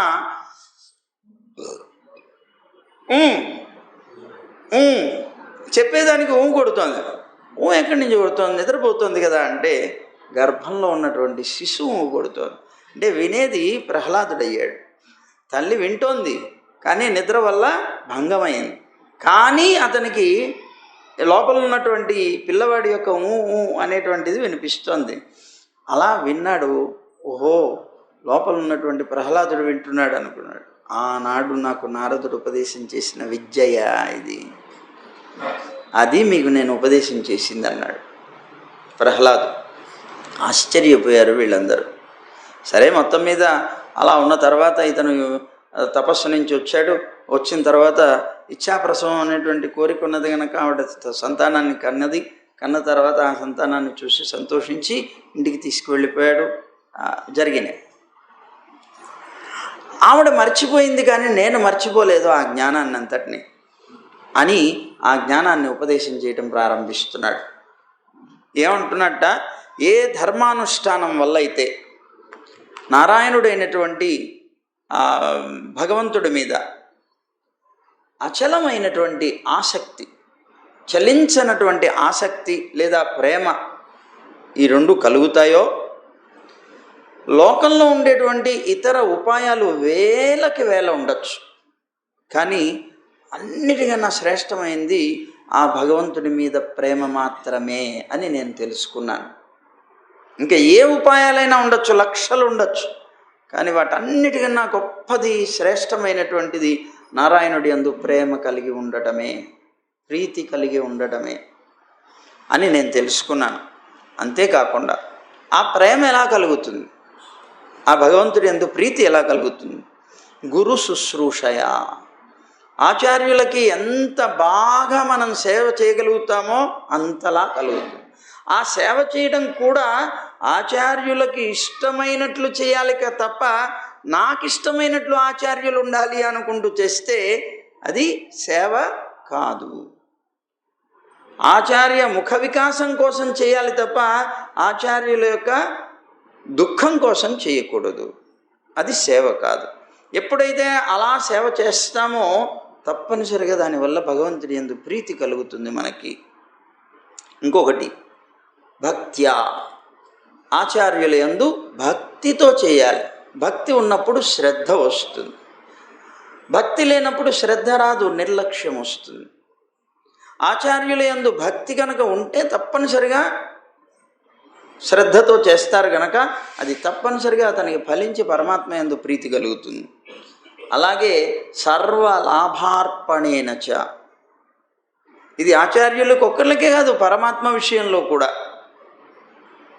సర్వలాభార్పణేనచ, పరమాత్మకి మనకుండేటువంటి కర్మల యొక్క ఫలాలన్నీ నాది అని అనుకునేదంతా కూడా నాది కాదు నీదే అనగలిగేటువంటి మనస్సు రావాలి.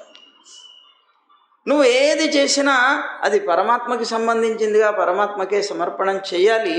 ఆయనకిచ్చి ఆయన దగ్గర నుంచి అభ్యర్థించి తీసుకునేవాడివి నువ్వు కావాలి తప్ప నీ దగ్గర పెట్టుకొని ఆయనకు కూడా నేను ఖర్చు పెడుతున్నా, నేను లేకపోతే ఆయన గతి ఏమిటి అనుకునే పరిస్థితి నీ దగ్గర ఉండకూడదు.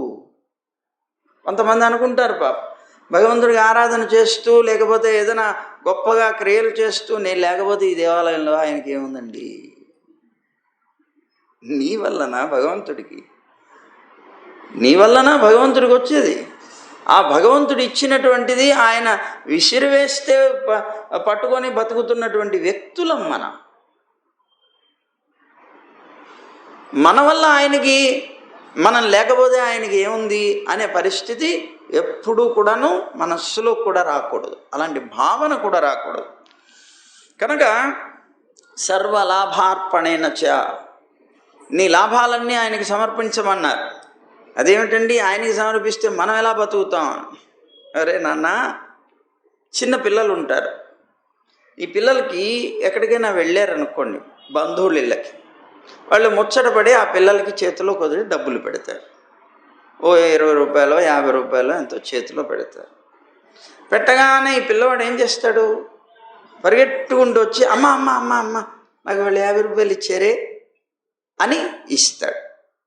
ఇవ్వగానే అమ్మ ఏం చేస్తుంది, ఇవాళ కొద్దిగా ఖర్చుకు వచ్చింది పర్వాలేదు అనుకుంటుందా?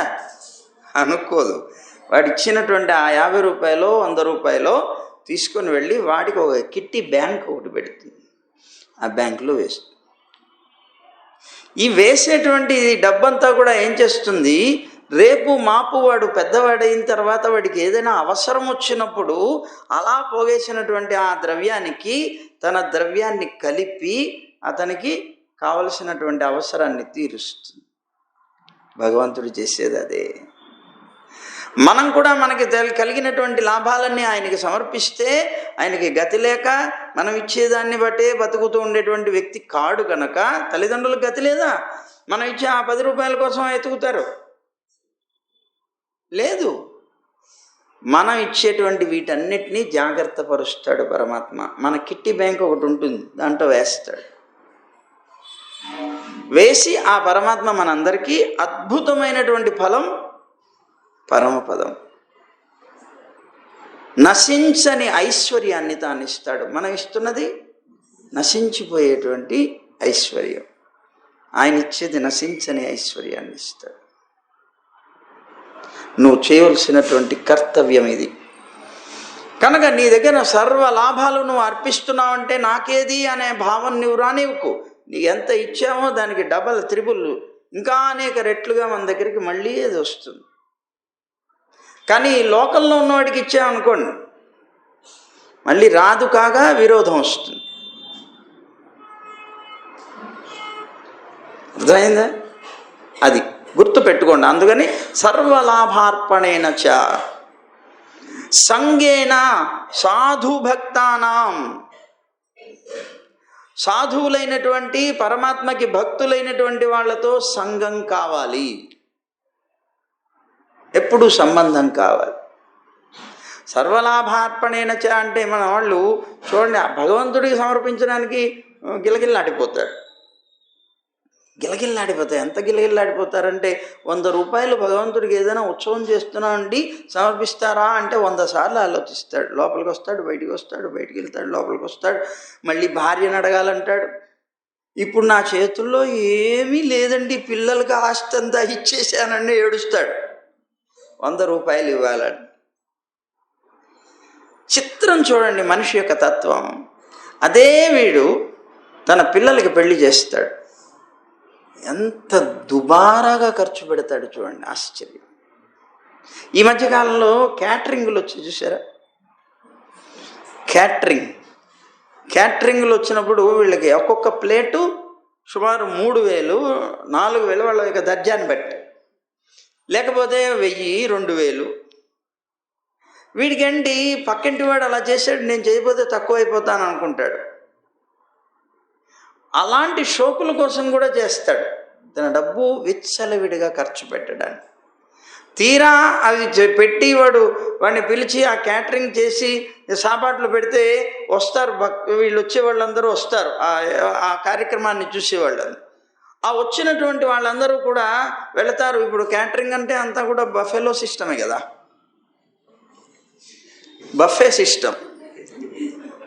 బఫెలో సిస్టమ్ అంట.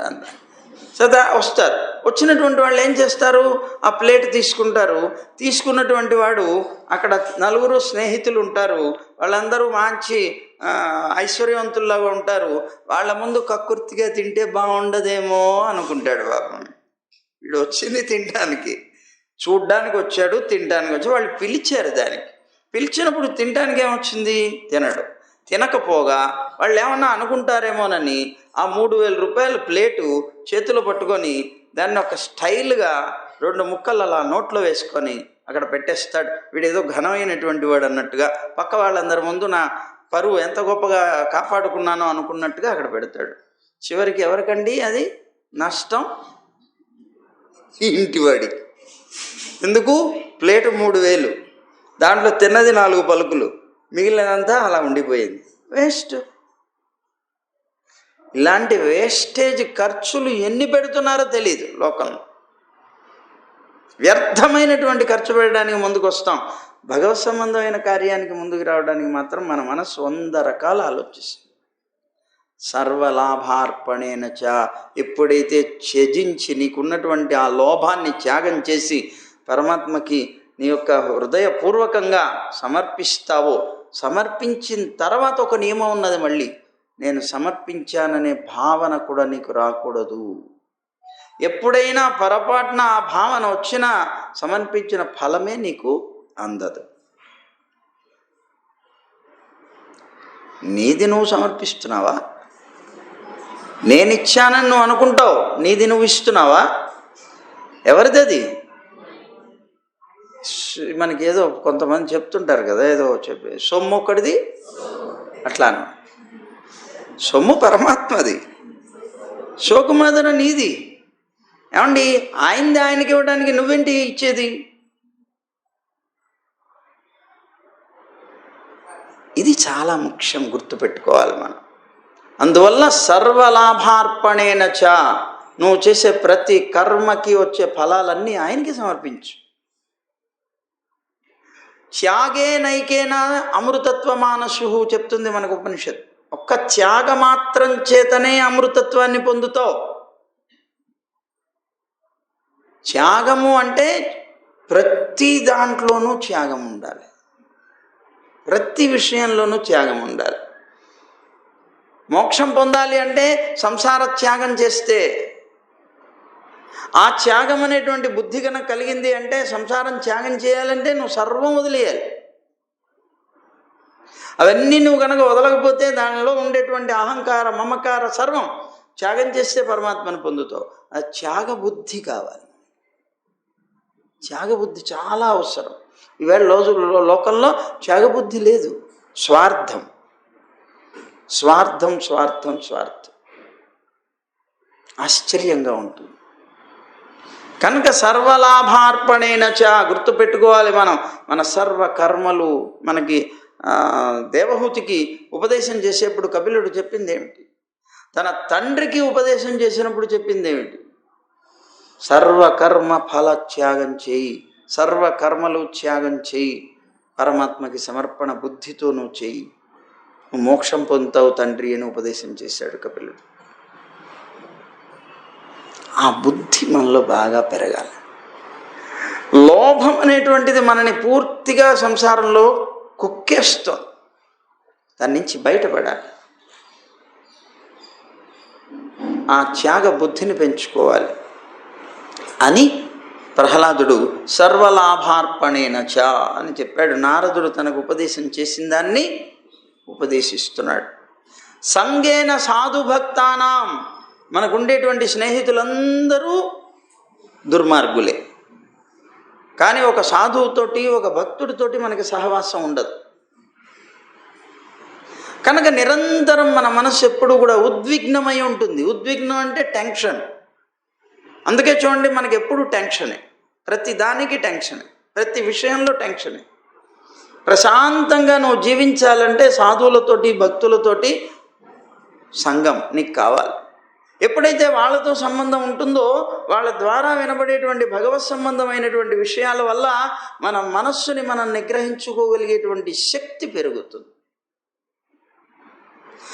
లేదు, దుష్టులతో మనకి సహవాసం వచ్చింది అంటే వాళ్ళ వల్ల మన మనస్సుని ఎప్పుడూ కూడాను ఆందోళన స్థితిలో ఉంచుకునేటువంటి విధానం కలుగుతుంది. ఎప్పుడు ఏదో ఒకటి విషయాలు వస్తూనే ఉంటాయి, దానివల్ల టెన్షన్స్ వస్తూనే ఉంటాయి, ప్రశాంతత లేదు. అలా మనశ్శాంతి కావాలి, పీస్ కావాలంటుంటారు.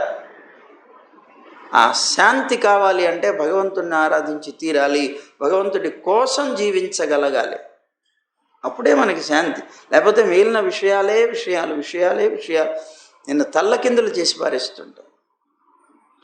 కనుక వీళ్లతో సంబంధం ఎప్పుడైతే ఉంటుందో అప్పుడు నీ మనస్సుకి ఆనందం కలుగుతుంది. వాళ్ళ యొక్క ఆ వైరాగ్య సంబంధించిన లేదా భగవత్ సంబంధమైనటువంటి విషయాలను వినటం వల్ల మన మనస్సుని ఎలా మనం కంట్రోల్ చేసుకోవాలి, ఏ విధంగా మనం జీవించాలో ముందు తెలుస్తుంది. ఎలాగో తెలియక ఏదో చిరిగిపోయినటువంటి విస్తరి ఎగిరిపోయినట్టు మన జీవితం అంతా కూడా ఎగిరిపోతుంది. దాన్ని ఒక క్రమబద్ధం చేసుకునేటువంటి స్థితి మనకి పెద్దల యొక్క సంఘం వల్లనే కలుగుతుంది, లేకపోతే కలగదు మనకి. అని తప్పనిసరిగా సంగేన సాధుభక్తానాం, సాధువులతోటి భక్తులతోటి సంఘం కావాలి.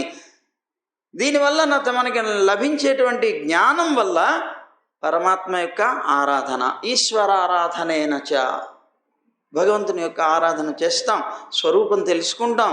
నా స్వరూపం ఏంటి, భగవంతుని స్వరూపం ఏంటి, భగవంతుడికి నాకు సంబంధం ఏంటి, ఈ లోకంతో నాకు సంబంధం ఏంటి, ఈ లోకంతో నాకు ఏ విధమైన సంబంధం లేదు అనే సంబంధ జ్ఞానం తెలుసుకున్న తర్వాత, అరే ఇంతకాలం మోసపోయిన జీవితాన్ని అంతని వ్యర్థం చేసుకున్నానే, ఇదిగో సంబంధం కలిగినటువంటి వాడు పరమాత్మ కదా, ఆ పరమాత్మతో నాకు సంబంధం కావాలి అని అప్పటి నుంచి నువ్వు ప్రయత్నం చేస్తావు. ఎప్పుడైతే నువ్వు అలా ప్రయత్నం ప్రారంభించావో ఆటోమేటిక్గా పరమాత్మకి నువ్వు దగ్గర అవుతావు, దీనంతటికీ దూరం అవుతావు. నీకు అన్ని టెన్షన్స్ పోతాయి, మనస్సు ప్రశాంతం అవుతుంది. విషయం ఒకటే నిన్ను నాశనం చేసేది, విషయం వల్లనే నువ్వు సంసారంలో కూరుకుపోతున్నావు. ఆ విషయాన్ని త్యాగం చేయి, అంతే. త్యాగం ఇక్కడ కావాల్సింది త్యాగం. ఆ విషయ త్యాగం చేయి, పరమాత్మకి నువ్వు దగ్గర అవుతావు. అది చెప్తున్నాడు. అందువల్ల ఈశ్వరారాధనే. ఎప్పుడైతే సంఘం ఏర్పడిందో నువ్వు ఎలా జీవించాలో ఒక క్రమం తెలుస్తుంది. ఆ క్రమంతో నీ జీవన విధానాన్ని మార్చుకుంటావు.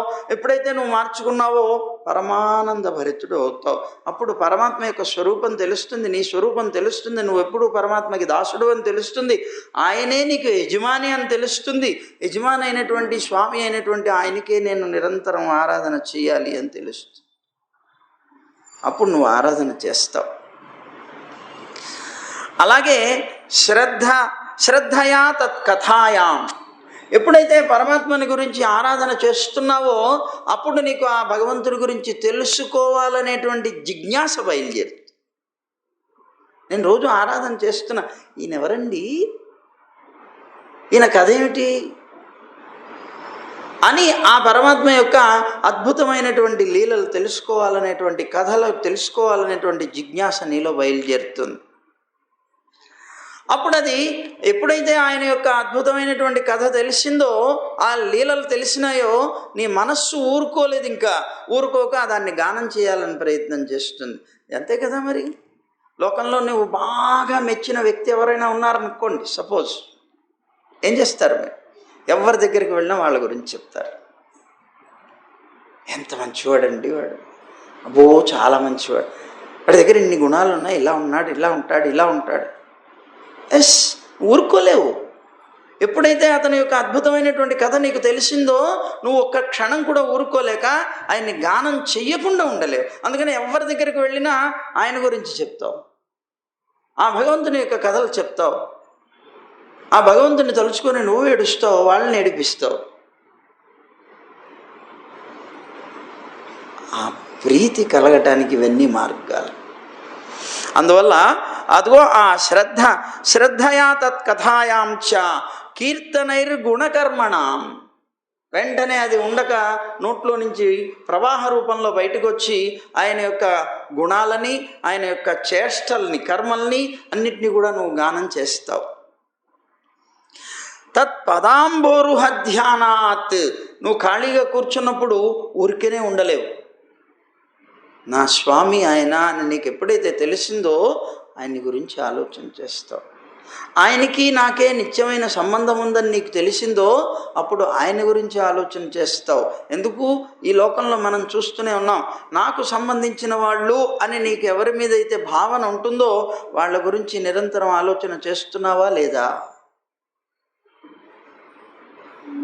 ఎప్పుడైతే వీళ్ళతో సంబంధం లేదు అని మనకి తెలిసిందో వెంటనే వదిలేస్తాం. పరమాత్మతో సంబంధం ఎప్పుడైతే ఉందని మనకు జ్ఞానం కలిగిందో ఆయన గురించి ఆలోచన చేసే ప్రయత్నం చేస్తాం. అదేమిటో ఆయన గురించి ఆలోచిద్దామని కూర్చున్నా ఇవేమిటో ఊరికేనే వస్తున్నాయండి గొడవ అని వచ్చి చెప్తాం. అది మొట్టమొదటి మెట్టు ఎక్కినట్టు లెక్క. ఇంతకుముందు అలా అడిగేవాడివి కాదు, నువ్వు అడిగేవాడివి కాదు. ఆ విషయాలు వస్తూ ఉంటే వాటిని ఆలోచించేవాడివి, వాటికి పరిష్కారం ఆలోచించేవాడివి, రకరకాలుగా నీ ఆలోచన పరంపరని ముందుకు తీసుకుని వెళుతుండేవాడివి. ఎప్పుడైతే భగవత్ సంబంధమైనటువంటి జ్ఞానం కలిగిందో, భగవంతుని యొక్క భక్తులతో సంఘం ఏర్పడిందో, ఇక అప్పటి నుంచి నీ మనస్సులో ఇవి వస్తే ఇదేదో నీకు కూడంది వస్తున్నట్లుగా నీకు భావన ఏర్పడుతుంది. నీకు కూడనిది, నీకు తగనిది, నీకేదో నీ మనసులో వచ్చి చొరబడుతున్నట్టుగా నీకు భావన వస్తుంది. దాన్ని గెంటేయాలని నువ్వు ప్రయత్నం చేస్తావు, అది మాత్రం బలంగా కూర్చుంటుంది. పాపం చాలా కాలం నుంచి ఉంది కదండి. 30 సంవత్సరాలు ఎక్కడైనా ఉంటే వాడిదైపోతుందట ఆ స్థలం.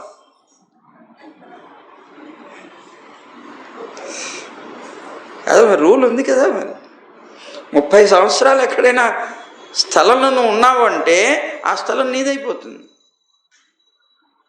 మరి విషయాలు ఎంతకాలం నుంచి ఉన్నాయి మనలో. అందుకని ఇది నా స్థలం, నా స్థలం అది నువ్వు పోరాడుతూ ఉంటుంది నీతోటి. నువ్వేమో దాన్ని గెంటేయాలి, భగవంతుడిని చేర్చేయాలి నువ్వు ప్రయత్నం చేస్తూ ఉంటావు. ఈ పోరాటం కొంతకాలం జరుగుతుంది. నీకు జ్ఞానం కలిగిన తర్వాత మొట్టమొదటి స్టేజ్లో నువ్వేం చేస్తావు? ఇది తెలుసుకొని, ఓహో నాకు అప్పటిదాకా విరోధం కాదు, అత్యంత ప్రియమైనటువంటివి నీకు విషయాలు. కానీ ఇవాళ నుంచి నీకు జ్ఞానం వచ్చిన దగ్గర నుంచి నీకు విరోధులైపోతాయి. అలాంటి విరోధులైనటువంటి ఆ విషయాల్ని మనసులో ప్రవేశిస్తుంటే కొంతమంది భక్తులు వచ్చి అడుగుతుంటారు, స్వామి మేము భగవంతుడు జపం చేద్దాం అనుకుంటే అన్ని విషయాలు వచ్చి చేరుతున్నాయండి, ఏం చేయాలో తెలియటం లేదండి అని అంటారు. ఏం పర్వాలేదమ్మా, కంగారు పడకు. ఎంతో కాలం నుంచి నేర్పింది నువ్వే మరి వాటిని నీ మనసులో పెట్టుకోవడానికి. మరి ఈవేళ ఒక్కసారి గెంటేస్తా అంటే ఎలా వెళ్ళిపోతాయి? దానికోసం ఏదో తైలం పెట్టాలి. మరి 30 సంవత్సరాలు ఉండి, చిన్న ఉదాహరణ చెప్తున్నాను మీకు. భీమవరంలో మనకున్నటువంటి ఆశ్రమ స్థలం ఒకరు మనకి ఇచ్చారు. అక్కడ ఇంతకుముందు సాంస్క్రిట్ కాలేజ్ ఉండేది. కమిటీ వాళ్ళు మనకి ఇచ్చారు. ఇస్తే దాంట్లో ఈశాన్యంలో కరెక్ట్గా దానికి వాచ్మెన్ ఒకడు గుడిసేసుకొని ఉన్నాడు. మనం యజ్ఞం చేయాలి మొట్టమొదట. అక్కడ యజ్ఞం చేయడం కోసం అని ప్రారంభం చేస్తున్నాం మనం. సరిగ్గా ఈశాన్యంలో వీడు కూర్చున్నాడే, ఈశాన్యంలో బరువు ఉంది, మిగతా అంత ఖాళీ ఉంది.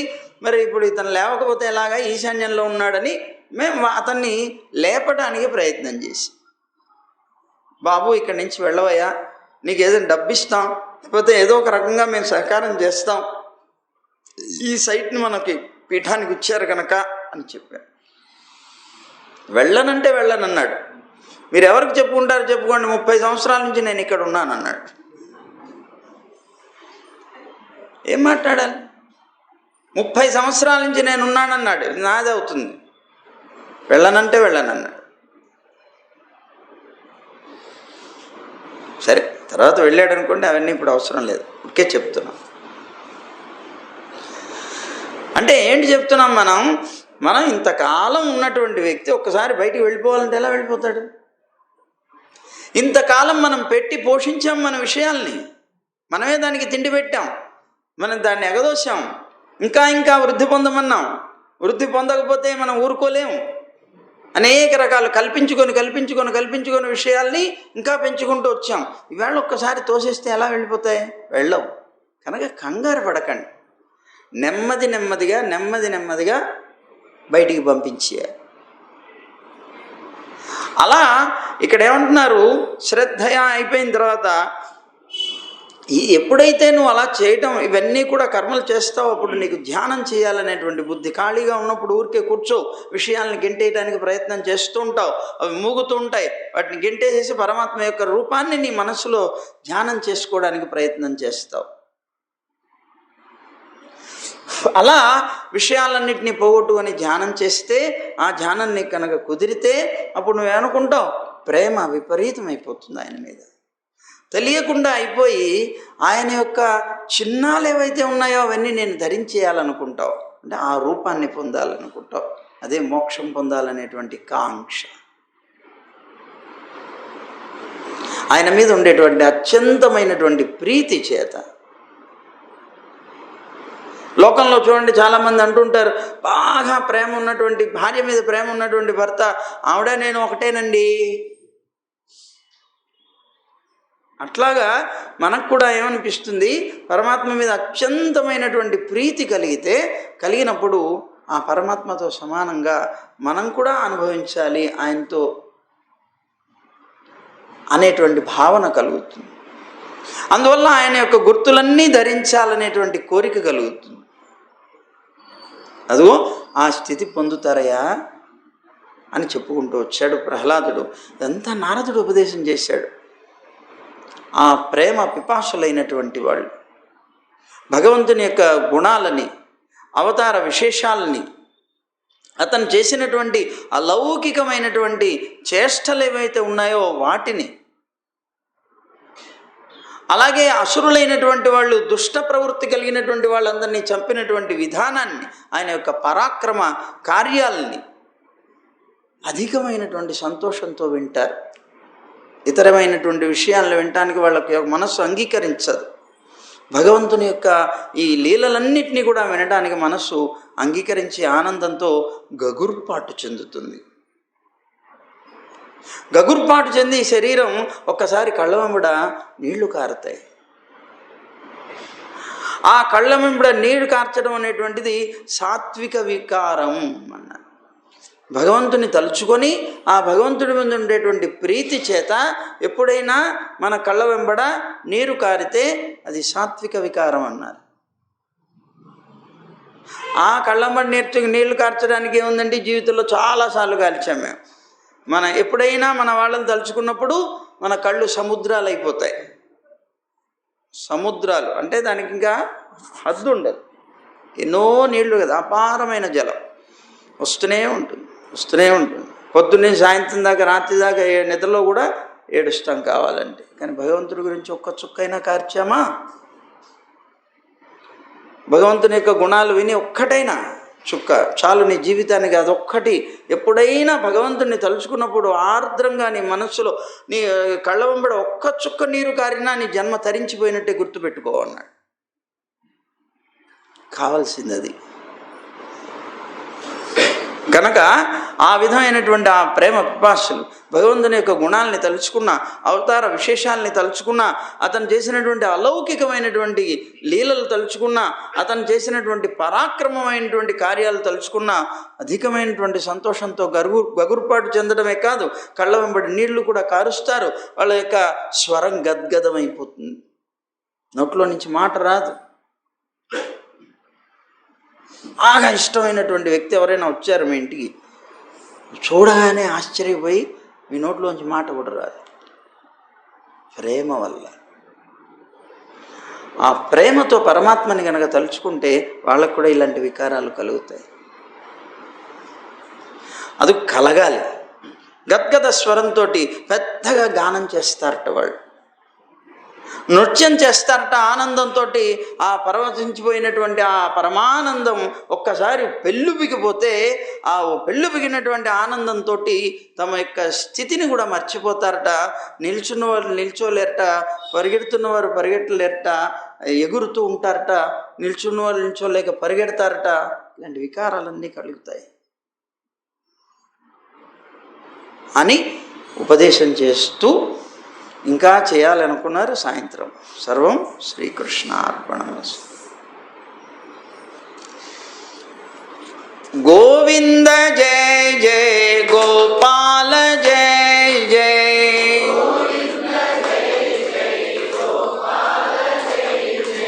రాధారమణ హరి గోవింద జయ జయ,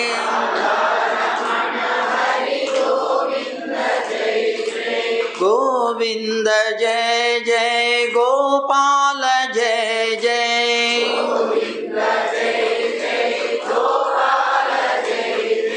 రాధారమణ హరి గోవింద జయ జయ,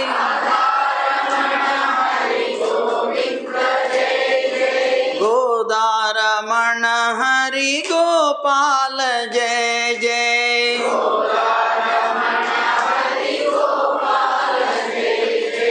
గోవింద గోవింద గోవింద జయ జయ,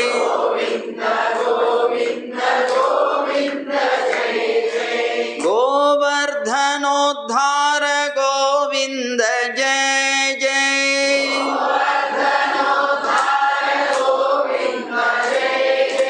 గోపీ మనోహర ముకుంద జయ జయ,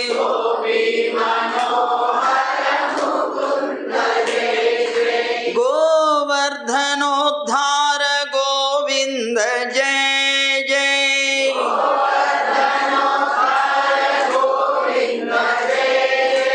గోపీ మనోహర ముకుంద జయ జయ,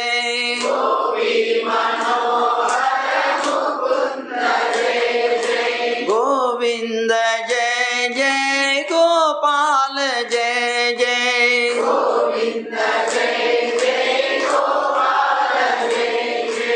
గోవింద జయ జయ గోపాల జయ జయ,